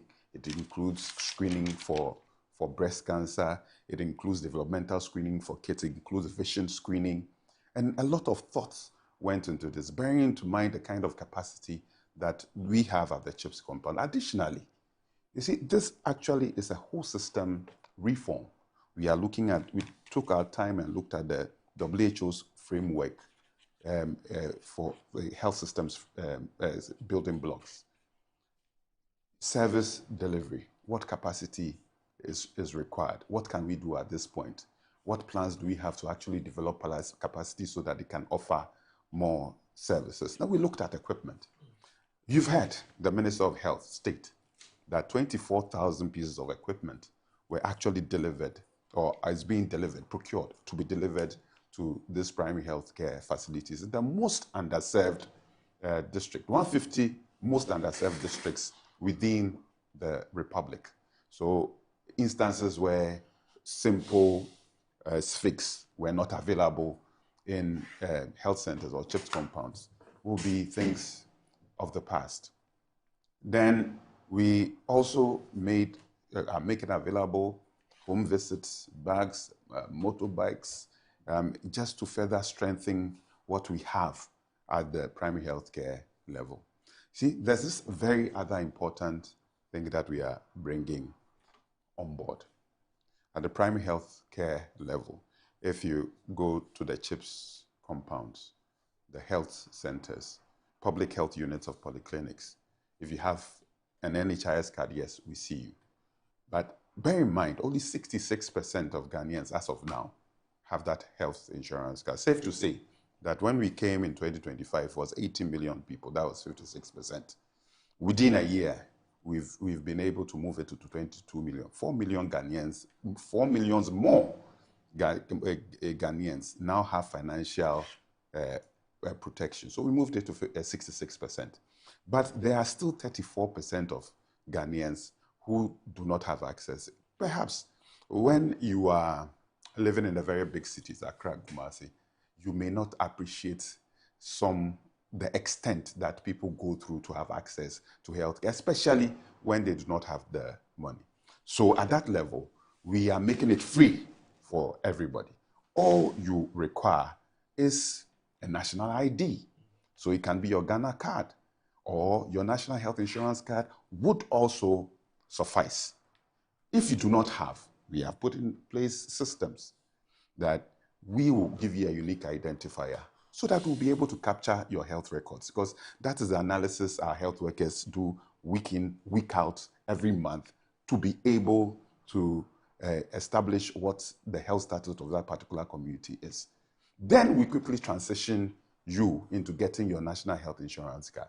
This is certainly going to move our coverage from 66% to the over 80% that we are looking for, because that's the international benchmark. We are also looking at reducing out-of-pocket payments, aka cash and carry, where people would have to dip their pockets in their hands into their pockets and pay for health service at the point of service delivery. That is certainly not helpful, because it causes delay in seeking health care. So when the international benchmark is supposed to be somewhere below 20%, Ghana is currently doing over 35% of out-of-pocket payments, right? So with this policy, we are actually even going to reduce the out-of-pocket payments. And this, like I said, is a whole health systems reform that we are looking at. We are beginning in phases. So this is basically not the end of it. We have done our costing, we've done our actuarial projections, we look at the revenue that is coming in at this point, what will come in next year, what will come in 2 years, and then we escalate services alongside the capacity that we have at the primary health care level, until we get to that point of what I described in the beginning, where you go to South Korea and they have these very established measures to deal with primary health care. It's an investment. You go to Singapore, they started this thing a long while ago. So their current health expenditure currently is low. The amount of money they spend on healthcare is declining because you do not have that many sick people again. Same for South Korea. You go to countries like Kenya, Ethiopia, they're also beginning to look at what Ghana is doing, and they are replicating it. You will not believe the number of African countries who are here actually to come and learn from what we are also doing. And we see very, very many invitations just because of this policy intent. So to say that NHIS is already covering 95% of preventive, promotive services is very inaccurate. I was part when we were prioritizing the essential health services package, over 368 of them. We had to prioritize it to about, 68, and reprioritize it down with the ambition that with time we would cover a lot more than that. So it cannot be said that NHIE already covers 95%. There's still a huge gap. And if we fail to acknowledge that gap, and we want to sacrifice the health on the altar of politics, that will not bode well for the people of this country. Now, I'll go to the specific issues of the national health insurance and our supposed indebtedness of 6 months to facilities. Again, I say that is not true. That is inaccurate. What is true? We owe them 6 months. Since we came in February 2025, we've been doing regular monthly payments to the health services. And this has actually helped in ensuring that the facilities have enough funds to actually operate. There's administrative costs that they actually have to take care of in running facilities, buying commodities, logistics, paying casuals. All depends on how regular they get funding. In addition to that, what we have done is to review the tariffs, a comprehensive review of tariffs. So basically tariffs is what will pay the hospital for the number of patients and the diseases they say they've treated. They submit it to us, we pay them. So baby malaria, we are paying you 10 cedis. We say we have reviewed it by 100%, we are paying you about 20 cedis. Obviously, it's an average of 100%, so not everything is going up by 100%. Some are going up 200%. Some are going up 20%. You sit down with the experts, look at the treatment pathway, and then look at the logistics and human resource involvement, and then you cost it. All this have been done, and we are due for implementation of these new tariffs. The only impediment has been the level of leakage that we have, that we are quickly blocking, so that the money that Ghanaians pay for their taxes are actually efficiently used. So we know that we all wanted this review about yesterday or a few months ago, but it is important for the long-term sustainability of the scheme. So what is currently happening is that after when you submit your claim, 3 months, we have to pay you. And that's per the law. Per the law. That's where we are now. But in October, September, we had challenges with the electronic medical records, especially in Ghana Health Service facilities. As a result. Does it have to do with the LIMS thing? Yes, it partly has to do with the LIMS. Yes. There was a transition that was necessary. To GIMS. And yes, it was a necessary intervention. So some of the claims were locked in. So the hospital were not able to submit for us to pay. Right? We have been engaging the providers that listed. We can't let this remain like this. It is putting significant burden on the providers, and it would certainly reflect in the quality of healthcare that goes down to the people of this country. So what do we have to do? We have to find means, sit down with them, have a memorandum of understanding how we are going to go about reimbursing them for these particular claims, so that the people of this country would have good health service. We are going through the administrative process. They can be arduous sometimes, but it is important that we do the right thing in the interest of the public purse as well. Now, you talked about Agenda 111, and my good brother was the Minister of Health in getting to the tail end of the establishment of these facilities. Over 4 billion invested in Agenda 111. And the intention was to expand curative services, and give access to creative services. If we get to that point as a country, that is not bad at all. That is why the President of the Republic stated clearly that no infrastructure investment should be left in a fix. It shouldn't be abandoned. Certainly, we have to find some funding mechanisms established so that we will be able to complete the Agenda 111. The Health Minister has spoken copiously about the plans that they have, seeing as they inherited a situation where there were no funds committed to Agenda 111's completion. The initial investment was from the Ghana Infrastructure Investment Fund, established under President John Dramani Mahama, and we had accrued significant investments under the GIIF, which was used to propel Agenda 111. So President Mahama will certainly not be the one who will stand in the way of completing Agenda 111 project. So I want everybody listening, if you have an Agenda 111 facility in your community, was started, was not completed as promised by the previous administration, but we have a commitment to make sure that it's completed. And there are so many other interventions that actually fall without our regular current health expenditure. Under President Mahama 1, we constructed about 1,200 CHIPS compound to actually facilitate the strengthening of primary health care. This time we are doing more of that.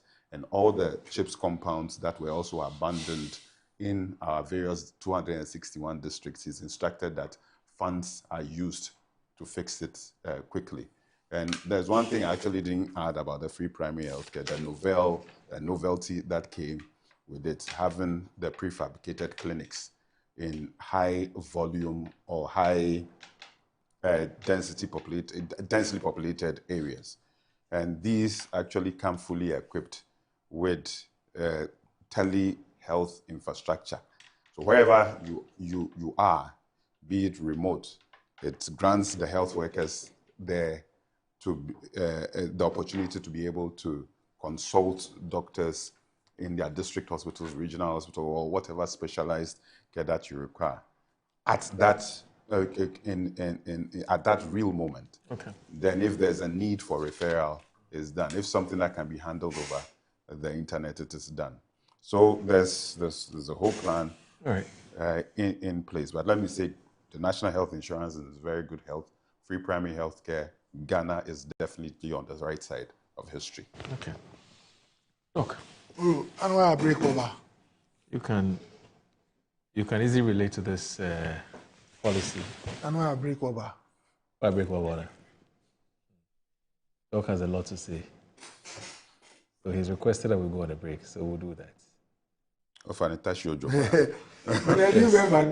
we're back. Please don't go anywhere.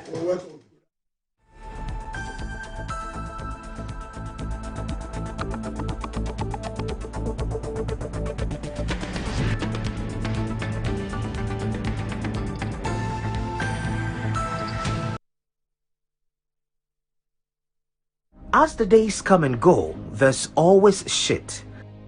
Let colleagues explore all the planetary bodies. Our mission is in Uranus to treat hemorrhoids, anal fistula, anal fissure, anal incontinence, hidradenitis suppurativa, using laser ligature for pain-free and speedy recovery. On Uranus Street, Accra, is Main Tuber Hospital and Coloproctology Center. Trust Uranus with us and we will delight you. Visit Main Tuber Hospital today or call us on 0244 581 541.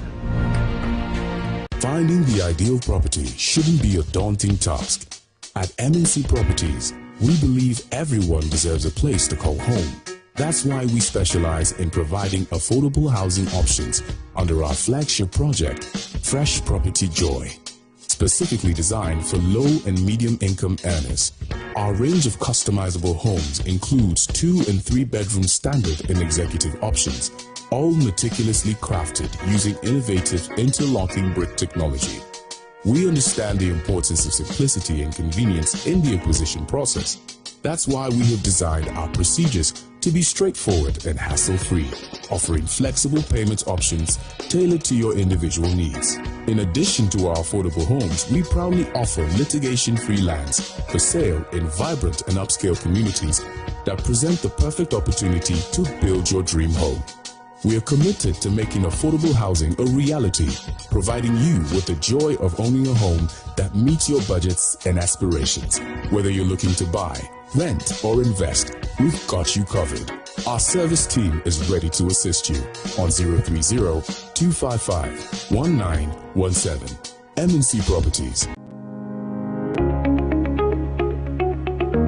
Looking for comfort, convenience, and class all in one place? Welcome to Stay Easy Apartments on Conference Center, where modern living meets exceptional service. Whether you're staying for business or leisure, Stay Easy offers you a home away from home. Spacious and well-furnished apartments, pool, gym, and everything you need to relax and feel at ease. Planning a meeting, workshop, or special event? Our event ground and state-of-the-art conference center is designed to host your events and bring your vision to life. From corporate gatherings to private functions, we provide the perfect space, supported by modern equipment and a professional team ready to assist you. At Stay Easy, your comfort and success are our priority. Book your stay or reserve your space today. Call us at 020-739-1473 or 0244-226367. Stay Easy Apartments and Conference Center. Stay easy with us.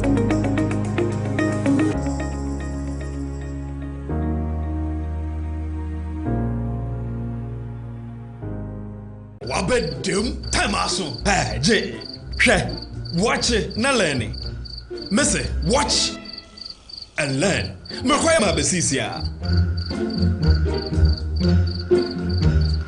Abozige. Akache say no ya konate and the more drink woman. Hey. But I didn't mean. Oh, sorry. She knew her old days. Eji. Dabio, baby wom. Ready. Hey, baby wom. Ah, Eji. I'll cause some discomfort. Ah.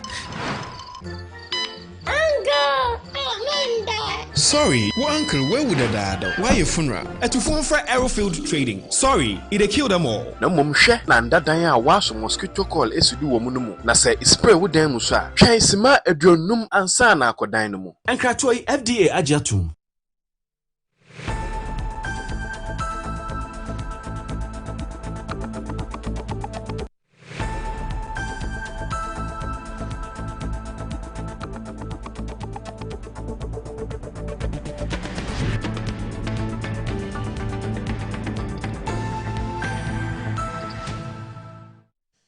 You're watching Good Morning Ghana on Metro Television. The show is also live on 94.1 FM. My name is Audu Moro. I'm still here with my guests, two very powerful but interesting guests as well. Both of them medical doctors, both of them old students of best school, yes. Unfortunately, they attended Tech. But anyway, so Dr. Bernard Okuboy is, as I said, a medical doctor and also former health minister and also former board chair of Quality Teaching Office, also former MP for the Lejokuku constituency and also a former chief executive officer of the National Health Insurance Authority. So he's seen it all, basically. But also an aspiring. Doc, should I? Yeah, now I think we've done enough consultations. So. All right. All right.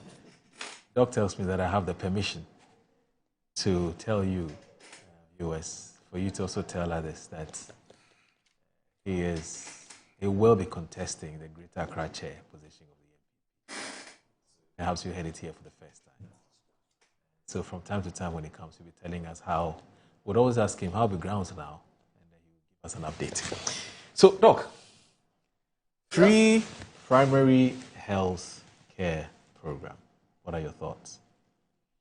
All right. First of all, let me say a very good morning to the affable, humble, and solution-seeking Dr. Mahmoud Baumia, the one who will take over when JM is done serving this country in 2029 January.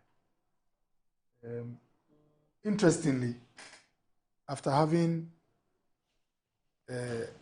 saluted my president in waiting, let me quickly say that it is a very nice coincidence that my presentation will capture a speech he gave in 2024, which touches on what we are discussing this morning. But to start with, let me say that there are some good things and commendable things about the efforts by this government to throw light on prevention and promotion. So, in fact, there are so many subjects, so many ministries. In every ministry, there are so many departments and issues to be dealt with. So for the president to give attention to the health sector, and then not just the health sector, but go into prevention and promotion and talk about it and throw light, that is commendable. Because as health advocates, we are happy when the first gentleman is talking about our issues. It means that it will get attention. And remember, when a politician gives you attention, more of it than not, it comes with financing. So that is commendable. The second thing that I also want to say is a good thing is that it's a fact that the National Health Insurance Levy, the money that is collected and let me take the opportunity to salute President John Ajekun Kufuor. From 1957 up to 2003, the leader that we've had in Ghana, who was able, with all humility and hard work, craft a very comprehensive, self-sustaining health financing program or law is the National Health Insurance that was introduced through that act. It didn't start with you. It didn't start with the MPP. Oh, I'm coming. I mean, I don't want to go. Okay, all right. You see, I heard all those debates. Yes. The substance, if we are being candid with ourselves, right? The one that made it possible for you to pay a levy, about 2.5% or so on every transaction, and go into a fund that was significant to pay for the sicknesses and illnesses. It's the NHIS program. I'm talking I about hear people say the idea. Look, the idea, but the idea of financing health has been there from Nkrumah's time. In fact, when you read on health financing, health was free before Nkrumah became prime minister, and was free up to 66. Yeah. When he left, in fact, we were having a little bit of our economy the strength was going down. By the time Ankara, how do you call it, and the rest came Buzia, we started having user facility fees to support the program, and user fees became very big issue and expensive during Rawlings' time. Yeah. Until Cash and Carry and Kufuor said, "Look, let's do something." Right. So the point I'm making is that it is important that we celebrate the tradition and the leader that said, "Look, enough of this pay at the point of receiving care. Let's fund it through a social program." To cash and carry. Yes. Now, so over the years, for some reason, because governments always have pressure on them, from President Kufuor's time, the amount allocated. So when the levy collects the amount, the finance minister, and the law says all monies must go to the finance minister. From President Kufuor's time, nobody has had 100%. Usually, when you go and check, maybe Kufuor's time, 80% of the money. So when they collect, let's say, $1 billion, 800 million comes to NHIS, and some 200 million will support a few things at the center. And when President Kufuor was in charge, Ken was also not releasing 100%. In fact, it was about, I start to recall it, about 65 or so, but it grew over time. And I can confess here that I was instrumental in working with the World, the IMF, and the World Bank. So through some of our contributions, they made it part of our program that our monies must be disbursed in huge amounts so that they can qualify for further disbursements. So to be honest, my brother Jokoto and Dr. Bampo are doing a fantastic job with payments. But when you ask the providers, it improved significantly before we even handed over, when I was there. And all is because the amounts coming were in good amounts.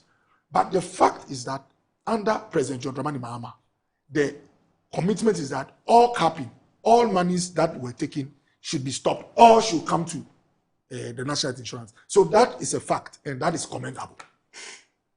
Some of us were saying that if you are giving all the money to health insurance, nobody needs to pay anything in this country. So, in fact, out of most of the promises that JM and my brother Jokoto promised, the one they've honored is this: will remove the cap from. You know why he's commending you, Doc? Because even when his party was in government, he was respectfully of the opinion that those funds must be freed. Yes. Yes. So he's been consistent. So I've marked him 9/10 on removing the cap. I'm giving the high marks first. So that when I go to the other can't you continue to your end? You can't promise. Yes. So I'm giving the high one first. Right. And then also, psychologically, when people hear that something is free, it has a way of stimulating interest. Yeah. So to say that this free primary health care, you can go and check your pressure and things, you don't pay anything. The psychological effect, I'm saying psychological because I'll come to the reality. Right. The psychological effect is also commendable. Now, that is also correct. Then there's an aspect, I've read through the whole document. There's an aspect that talks about population-based financing, where, let's say, when they take Accra, the program can allocate, let's say, 1 million Ghana cedis to Accra, and Lechukuku might get, let's say, based on our population, we'll get, let's say, 40,000 Ghana cedis. And a smaller community constituency might get, let's say, 10,000 Ghana cedis. To do population-based is correct, so that there is not equality, but equity. Now, the good thing also about this population-based promotive, like financing for promotive and preventive care, is that when you take a community, the voter region, let's say you take a community that does a lot of farming, let's say the Klebi, I like them because of the coffee. If the issue, one of the health issues there is snake bites, then you can now have a program on educating the farmers on how to avoid snake bites using some of this funding. Instead of waiting for someone to be beaten to come, And sometimes the health officers, they know that the education is necessary, but they might not have the funds to go and do and all that. So to allocate this funding out of the amount for 1.2 billion for this is also commendable. You understand? Now, let me quickly educate our viewers on the difference between the free primary health care, what appears to be the difference, and what we have, what they inherited. So I realize that there are some few things that makes them say this is a new one. In form, it might look like it's new, but with all honesty, in substance, it's almost like the same.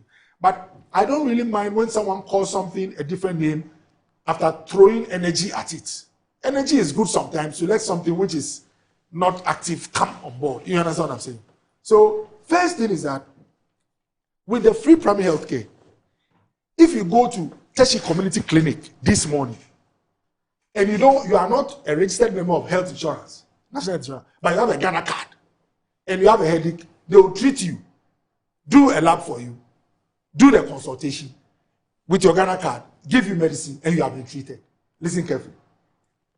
With the free primary health care, Teshi Community Clinic, they say you can go to places up to polyclinic. So if you go to Lekma Hospital, it's not part. Yeah. Lekma is, although it's big, it's at the level of a district hospital. Right.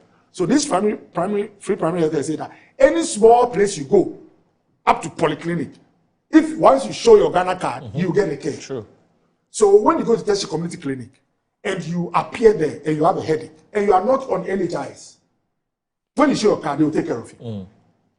Now, the one who comes but has an insurance card, the difference between you now and that person is that the insurance guy, assuming he's not a SNIT worker, is an informal worker, would have paid premium of, look, how much is the premium now? It's a token. Yeah, it's a token. It's a token. 20 CD. Okay. So it is that 20 CD that has captured the one with insurance card on the system. And so when you get the care with just your Ghana card, you have a 20 CD advantage over him. Let's grant it. Yes. That he paid 20, to be honest, you have not. The one who is having just Ghana card, maybe, listen carefully, if there had not been free primary health care, he wouldn't have come to the facility. Right. So the good thing is that he has come because he is unwell, has a Ghana card. So that's where the free comes. But the interesting catch, I'll come to the interesting catch. So this is a clear difference. Both are taken care of. In fact, when you go to the back end, both would have their service paid for by national health insurance. But the interesting thing is that the one with the NHIS card, when you go to our budget, the formula, I say our because I see myself still as a friend of NHIS. The money for paying the NHIS guys malaria would have been at the claims payment line, the amount of money for that year. True. Whereas the one who came with Ghana card, it will be at the line where they're free primary health care. Because there's 1.2 billion in the line, NHIS monies, 1.2 billion has been allocated for all these people who come in this category. So the same NHIS fund in the budget of the NHIS as an organization, an authority, is paying for both people, but one is in the system, the other is not in the system. I get it. And the good thing which I will give them is that the guy who is not in the system, maybe because he's not in the system, he would have avoided the clinic. Yes. Please, you understand? Yes, because I don't have a card. Exactly. Another difference is that both don't pay. All are paid by NHIS. But remember, the guy on the system paid some 20 CD premium when he was registering. True. Which this guy has not paid. Yes. Now, another difference. Ghana, the status quo before they came, health insurance pays for your claims, your bills. They don't pay staff and volunteers and all that. This program will be paying people who are like health workers going into community. In the past, we still had community health nurses, community health officers, but they were staff or they come under Ghana Health Service. Okay. Yeah, we have a whole unit called health promotion. Unit works with the service. Right. Okay, so those things have been happening, but this time through the free primary health care, once it's in the NHIS budget and there's an amount, some of the amount will pay for the care, that's the claims. Some also will pay for allowances for those who are in the field and all that. And some also will pay for procurement, another difference, of some equipment. And if you had used the old system, NHIS will not be procuring equipment from his budget for hospitals and all that. But through this primary health care, it's possible that some CHIPS compound will get some maybe sterilizer machine or something as a way of strengthening them. Okay. Please, you get a difference. I get it. Another difference is that before they came, we had a program trying to support health promotion and prevention like they are doing. The amount was, I think, 3 or 5 million. The one we put in the last budget before they came to support it. It was not 1.2 billion. Obviously, that amount I don't think was going to pay volunteers and all that. It was going to depend on the structure and people that Ghana Health Service has. Because when you go to our communities, you have nurses who go and do immunization and all that. I think one thing that I also have to say so that it comes to mind is that most of the prevention and promotion programs were being handled by Ghana Health Service, which is an agency under Ministry of Health. NHIS largely was looking at the curative care, paying for it. So it was like division of labor. Just before transition happened and President Mahama came, most of the partners who were financing the prevention and promotion programs under Ghana Health Service started to withdraw, or funding was diminishing over the years. So what this government did was that after letting all the money go to NHIS, they intelligently told them that now support these programs whose funding have what? Been diminishing or gone. So we had, as a country, some of these departments and activities. Previously they were being funded by USAID, JICA, sometimes the Holland, Dutch government and all that. This time, we are more or less allocating money from National Health Insurance Authority and paying into this pre-primary health care, which is essentially going to work with some of the people in these departments. They might recruit a few volunteers, but largely it's going to these departments to make sure that they receive energy. If we had not channeled money there, or the funding from those partners were not coming, the activities would have gone down. So National AIDS Control Program, the activities they were doing, they were promote health promotion. But it was not NHIS. Right. And how do we call it? Reproductive health, safe sex, all those education programs. They are all health promotion to make sure people don't get into teenage pregnancy. Yeah. All is health promotion. TB program in Ghana. Yeah. The National Malaria Program. All those programs were doing sharing mosquito nets. They are all health prevention and promotion. Right. But what we are doing now is now have a line from National Health Insurance, paid for through insurance levies. But the authority will disburse the funds. And by the way, all this time, 10% of insurance money has always been sent to Ministry of Health to support Ministry of Health program. Oh, okay. Before today, all the time. So when health insurance collects, let's say, 5 billion Ghana cedis, 500 million is sent straight into MOH account. That is how we've practiced. That's what we've practiced from President Kufuor up to today. So the point I'm making is that NHIS sending money to Ministry of Health or to programs supporting the health architecture started some time ago. This looks like another line which has been added. More you get what I'm saying? I get it. And then finally, let me say that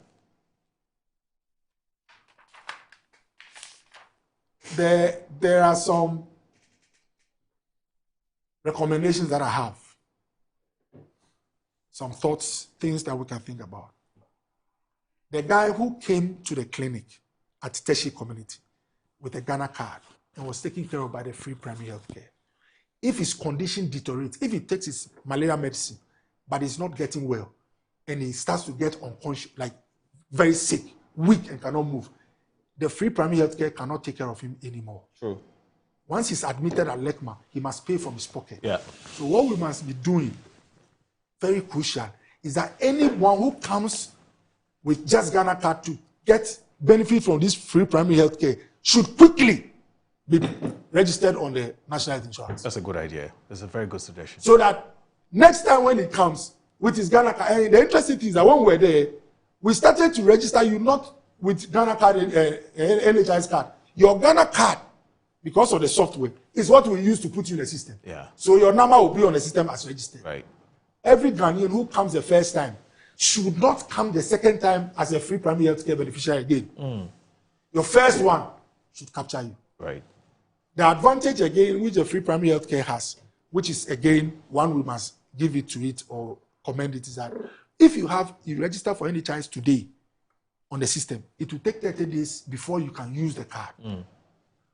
But with this free primary health care, this is instant. Yes, with the Ghana card, they will take care of you over there. Yeah, but the gentleman who has gone for medical services through the free primary healthcare program. Yeah. Your suggestion that a person must be captured under the NHIS. Yes.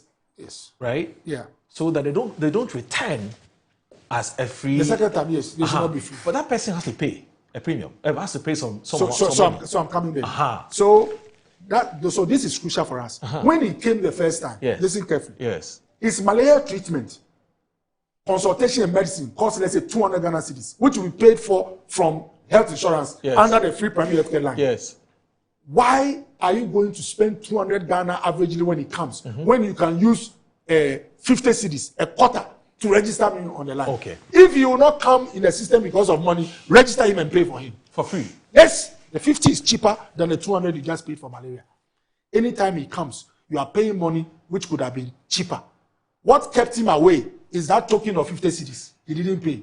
If you are willing to pay his condition, 200 cedis for him, then quickly transition and pay. Won't that then discourage people from? No, I'm coming. So as a country, it is growth.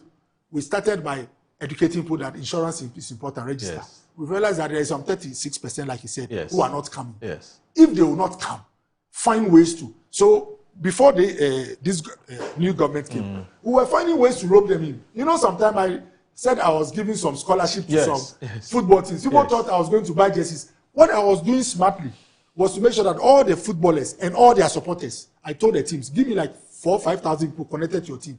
We will pay to register all of them on the insurance. Oh. So if it's 50 cedi per head, we will take the cost. Right. Guess what? When they are sick, it is insurance that pays using the health insurance package. I get it. So there's been efforts in the past to pay for people so that if they will not pay, because the money, to be honest, the money is not a deterrent. Yeah. When you see that someone has not paid, it's because their health-seeking behavior is poor. Yeah. That's how we call it public health. They just don't care. Look, in this country, 20 cedi or 25 cedi for a year, with all due respect to headquarters, they can pay. If they want to. Oh, exactly. If they want to, they will pay. So the point I am making is that we must make sure that everyone who comes the first time as a free primary health care beneficiary does not return the second time. In fact, if you don't do that for him, he will be comfortable with this measure. The next time when he gets to LECMA, he might think it's the same thing happened. They will tell him, we are sorry. You have to pay. Your free primary health care ended at a polyclinic. So this is it. And then, well, let me conclude by reading a paragraph from Dr. Mahmoud Bawumia. When he launched, we did some annual health check at National Health Insurance.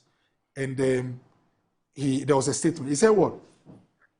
And I think largely what this administration is doing, my brothers and Anudems are doing, is to more or less advance what we try to also start in terms of promotion. Now, he said Ghana has committed, just a second.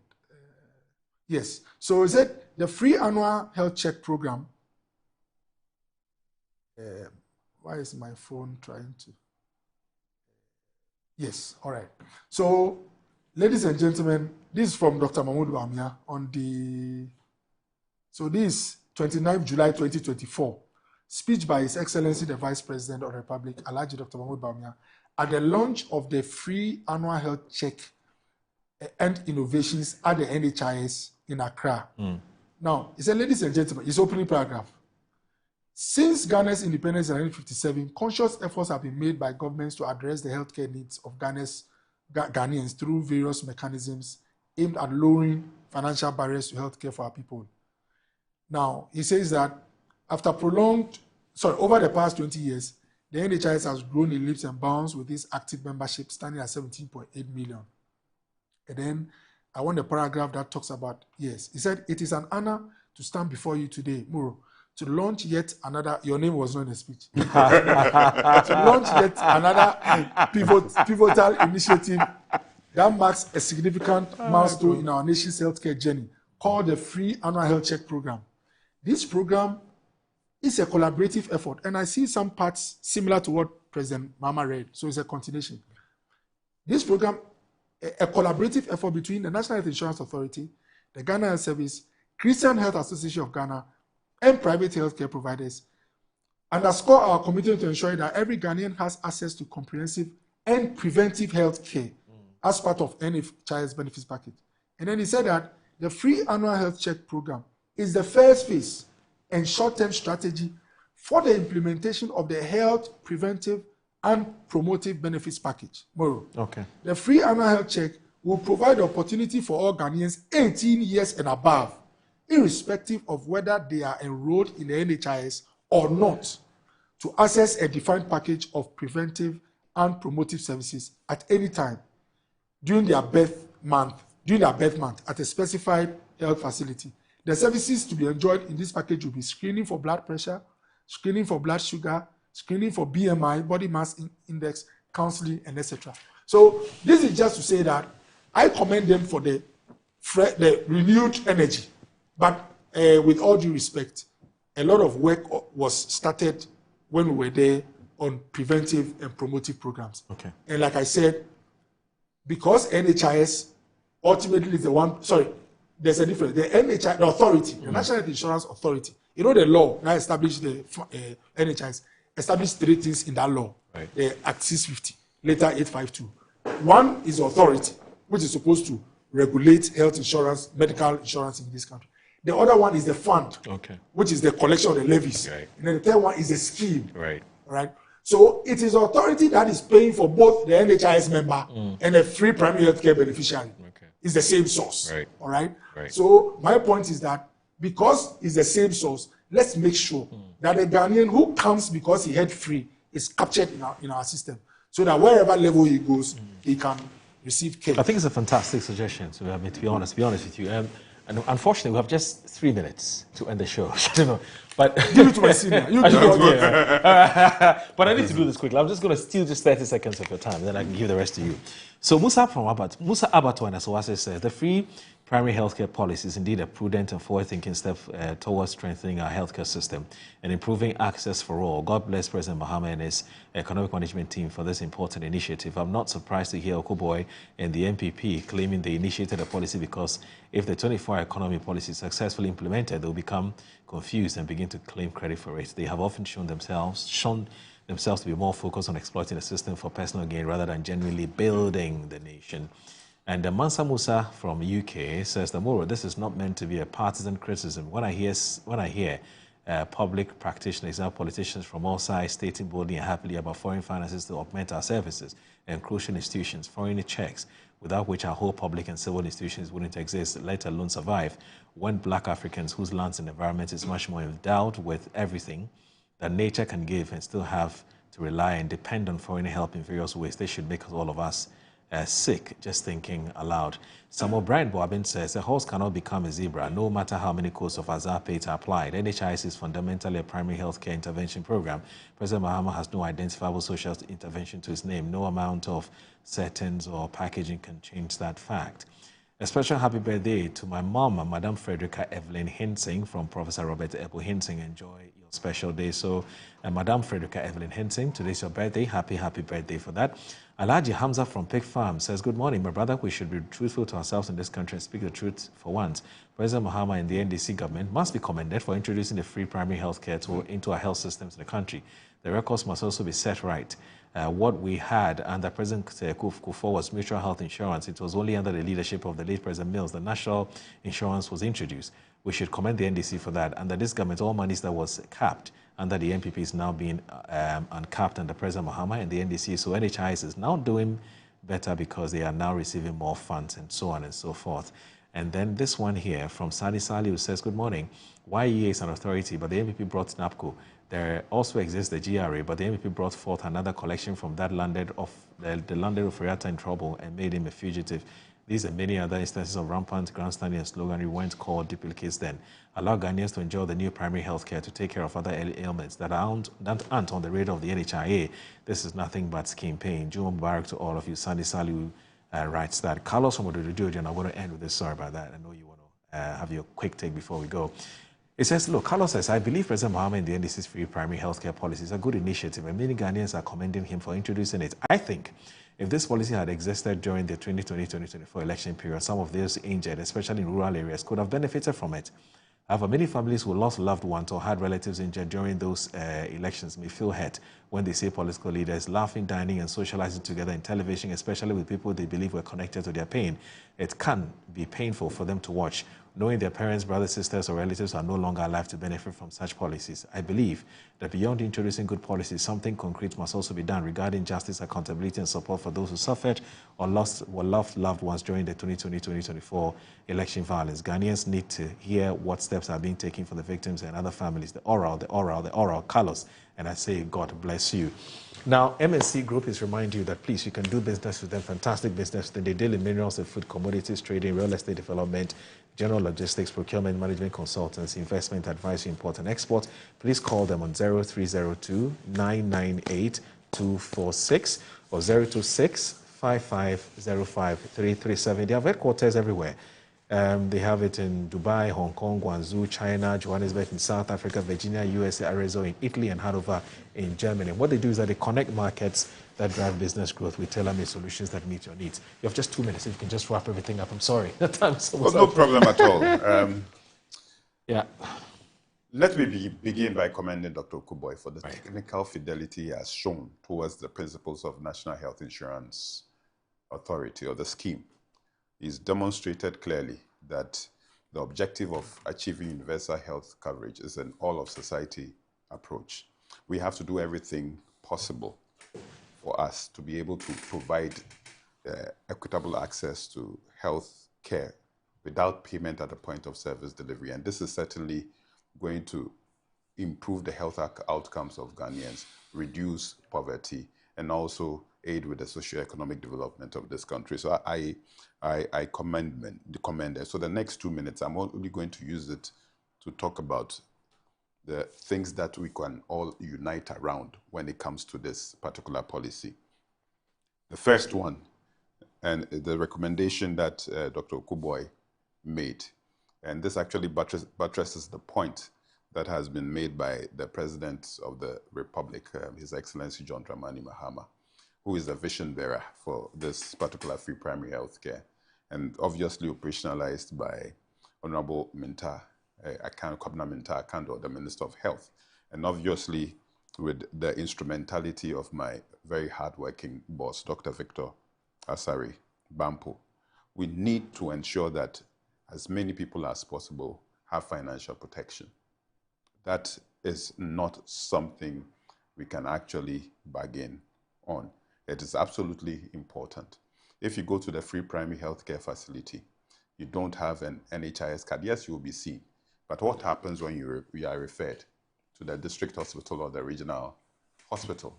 It means that you may have to pay out of pocket. And if paying at the primary healthcare facility is difficult for you, what would happen if you go to the district hospital or the regional hospital? So to all my listeners, please, the National Health Insurance Authority from next week would begin an enhanced program to register everybody on the National Health Insurance Scheme. So make sure that anytime you come across these teams, either you renew your insurance card quickly or you get one if you are not on it. The second thing that I want the whole country to unite around is our attitude towards health seeking, preventive, promotive. Non-communicable diseases currently contribute to about 50% of the mortalities that we see in our hospitals: hypertension, diabetes, cancers. Free primary health care is here to help us with early detection through screening so that we can treat them early. It gives a better chance of survival. But having been in the public health space for the past 1.5 decades, I know that just making the service available is not enough. Through health promotion, you should be able to mobilize the people to utilize these services.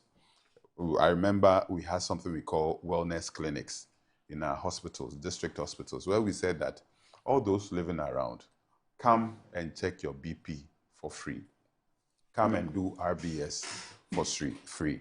So this was a public health intervention on a small scale, but it was very significant. I can tell you that any time we went for monitoring, not that many people would voluntarily get up and come and check their BP and have their blood sugars checked.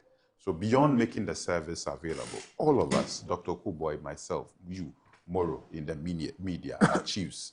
And I'm glad that so many people across the divide are backing this.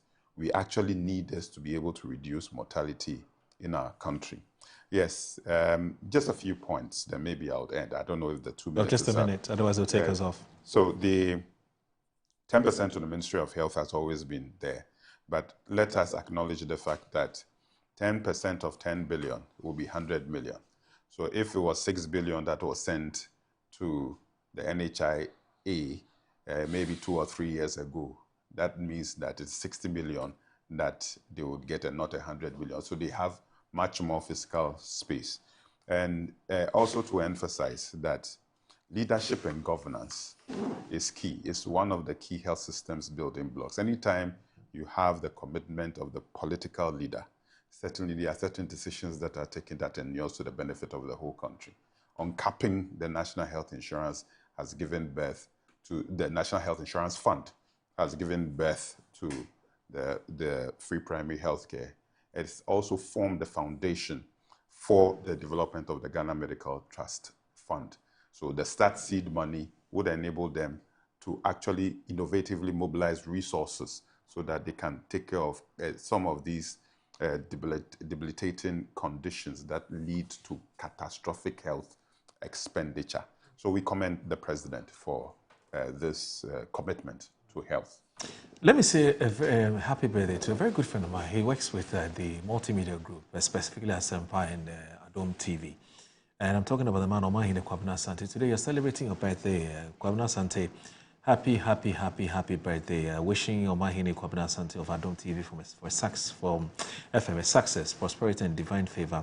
As you celebrate your birthday today, may this year bring you a remarkable opportunity and fulfillment. And that's coming from Guy G as well, from Cantonment in Accra. So for myself and all your friends here, Kwabena, Omahine Kwabena Sante, happy birthday. And earlier, I also wished Madame Frederica Evelyn Hinson, who is Professor Robert Ebo Hinson's mother, a happy birthday. And also a special happy birthday to Peggy Poku Karikari Annie and Ania J. Today is also your birthday. It's coming from your husband, Richard Ania J. May God continue to flourish you and bless you with long life and good health. Happy 50th birthday to also musician Ochame Kwame. Today is also your birthday, Ochame Kwame. Today is celebrated. He looks good at 50. Good. And also, okay, so I've looked at Kakari's birthday already. This one's kindly tell Dr. Koboy that he has got me a campaign manager. He's an honest politician. You're getting a lot more campaign managers. So that's coming from it's Rafat Hussein Guno from Savulugu. He says he wants to be your campaign manager as you contest the Greater Accra chair of the NPP. And also today is my lovely sister. She's celebrating her birthday today. Zachary. Today is your birthday. Happy birthday. The family loves you. We wish you God's Allah's blessings and guidance, and it is their hope and wish that you become, you know, a very powerful woman in future. And she's a very sweet woman. I don't want to put her pictures up because I don't want, you know, the hyenas to start giving me pressure about who she is and where she lives and so on. So I'll protect my sister. But Swat, today's her birthday. Happy birthday from me and the rest of the family, entire family. We love you. We love you so very much, and keep making us proud. All right, my name is Audu Moro. Assalamu alaikum wa rahmatullahi ta'ala wa barakatuh. And once again, Juma Mubarak. Have a good day. Thanks, gentlemen, for joining us. Bye-bye. Have a good day.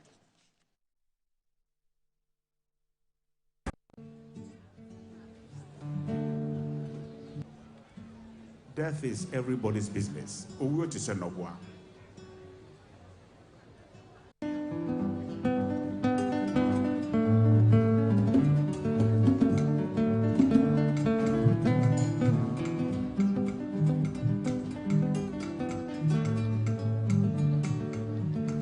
Eya kure na nsanko ne akonom. Ye nyina nim se obratwe wo wiase mu. So do we are now one in the Pidiaba. yɛkɔyɛ adɔfo no mmoa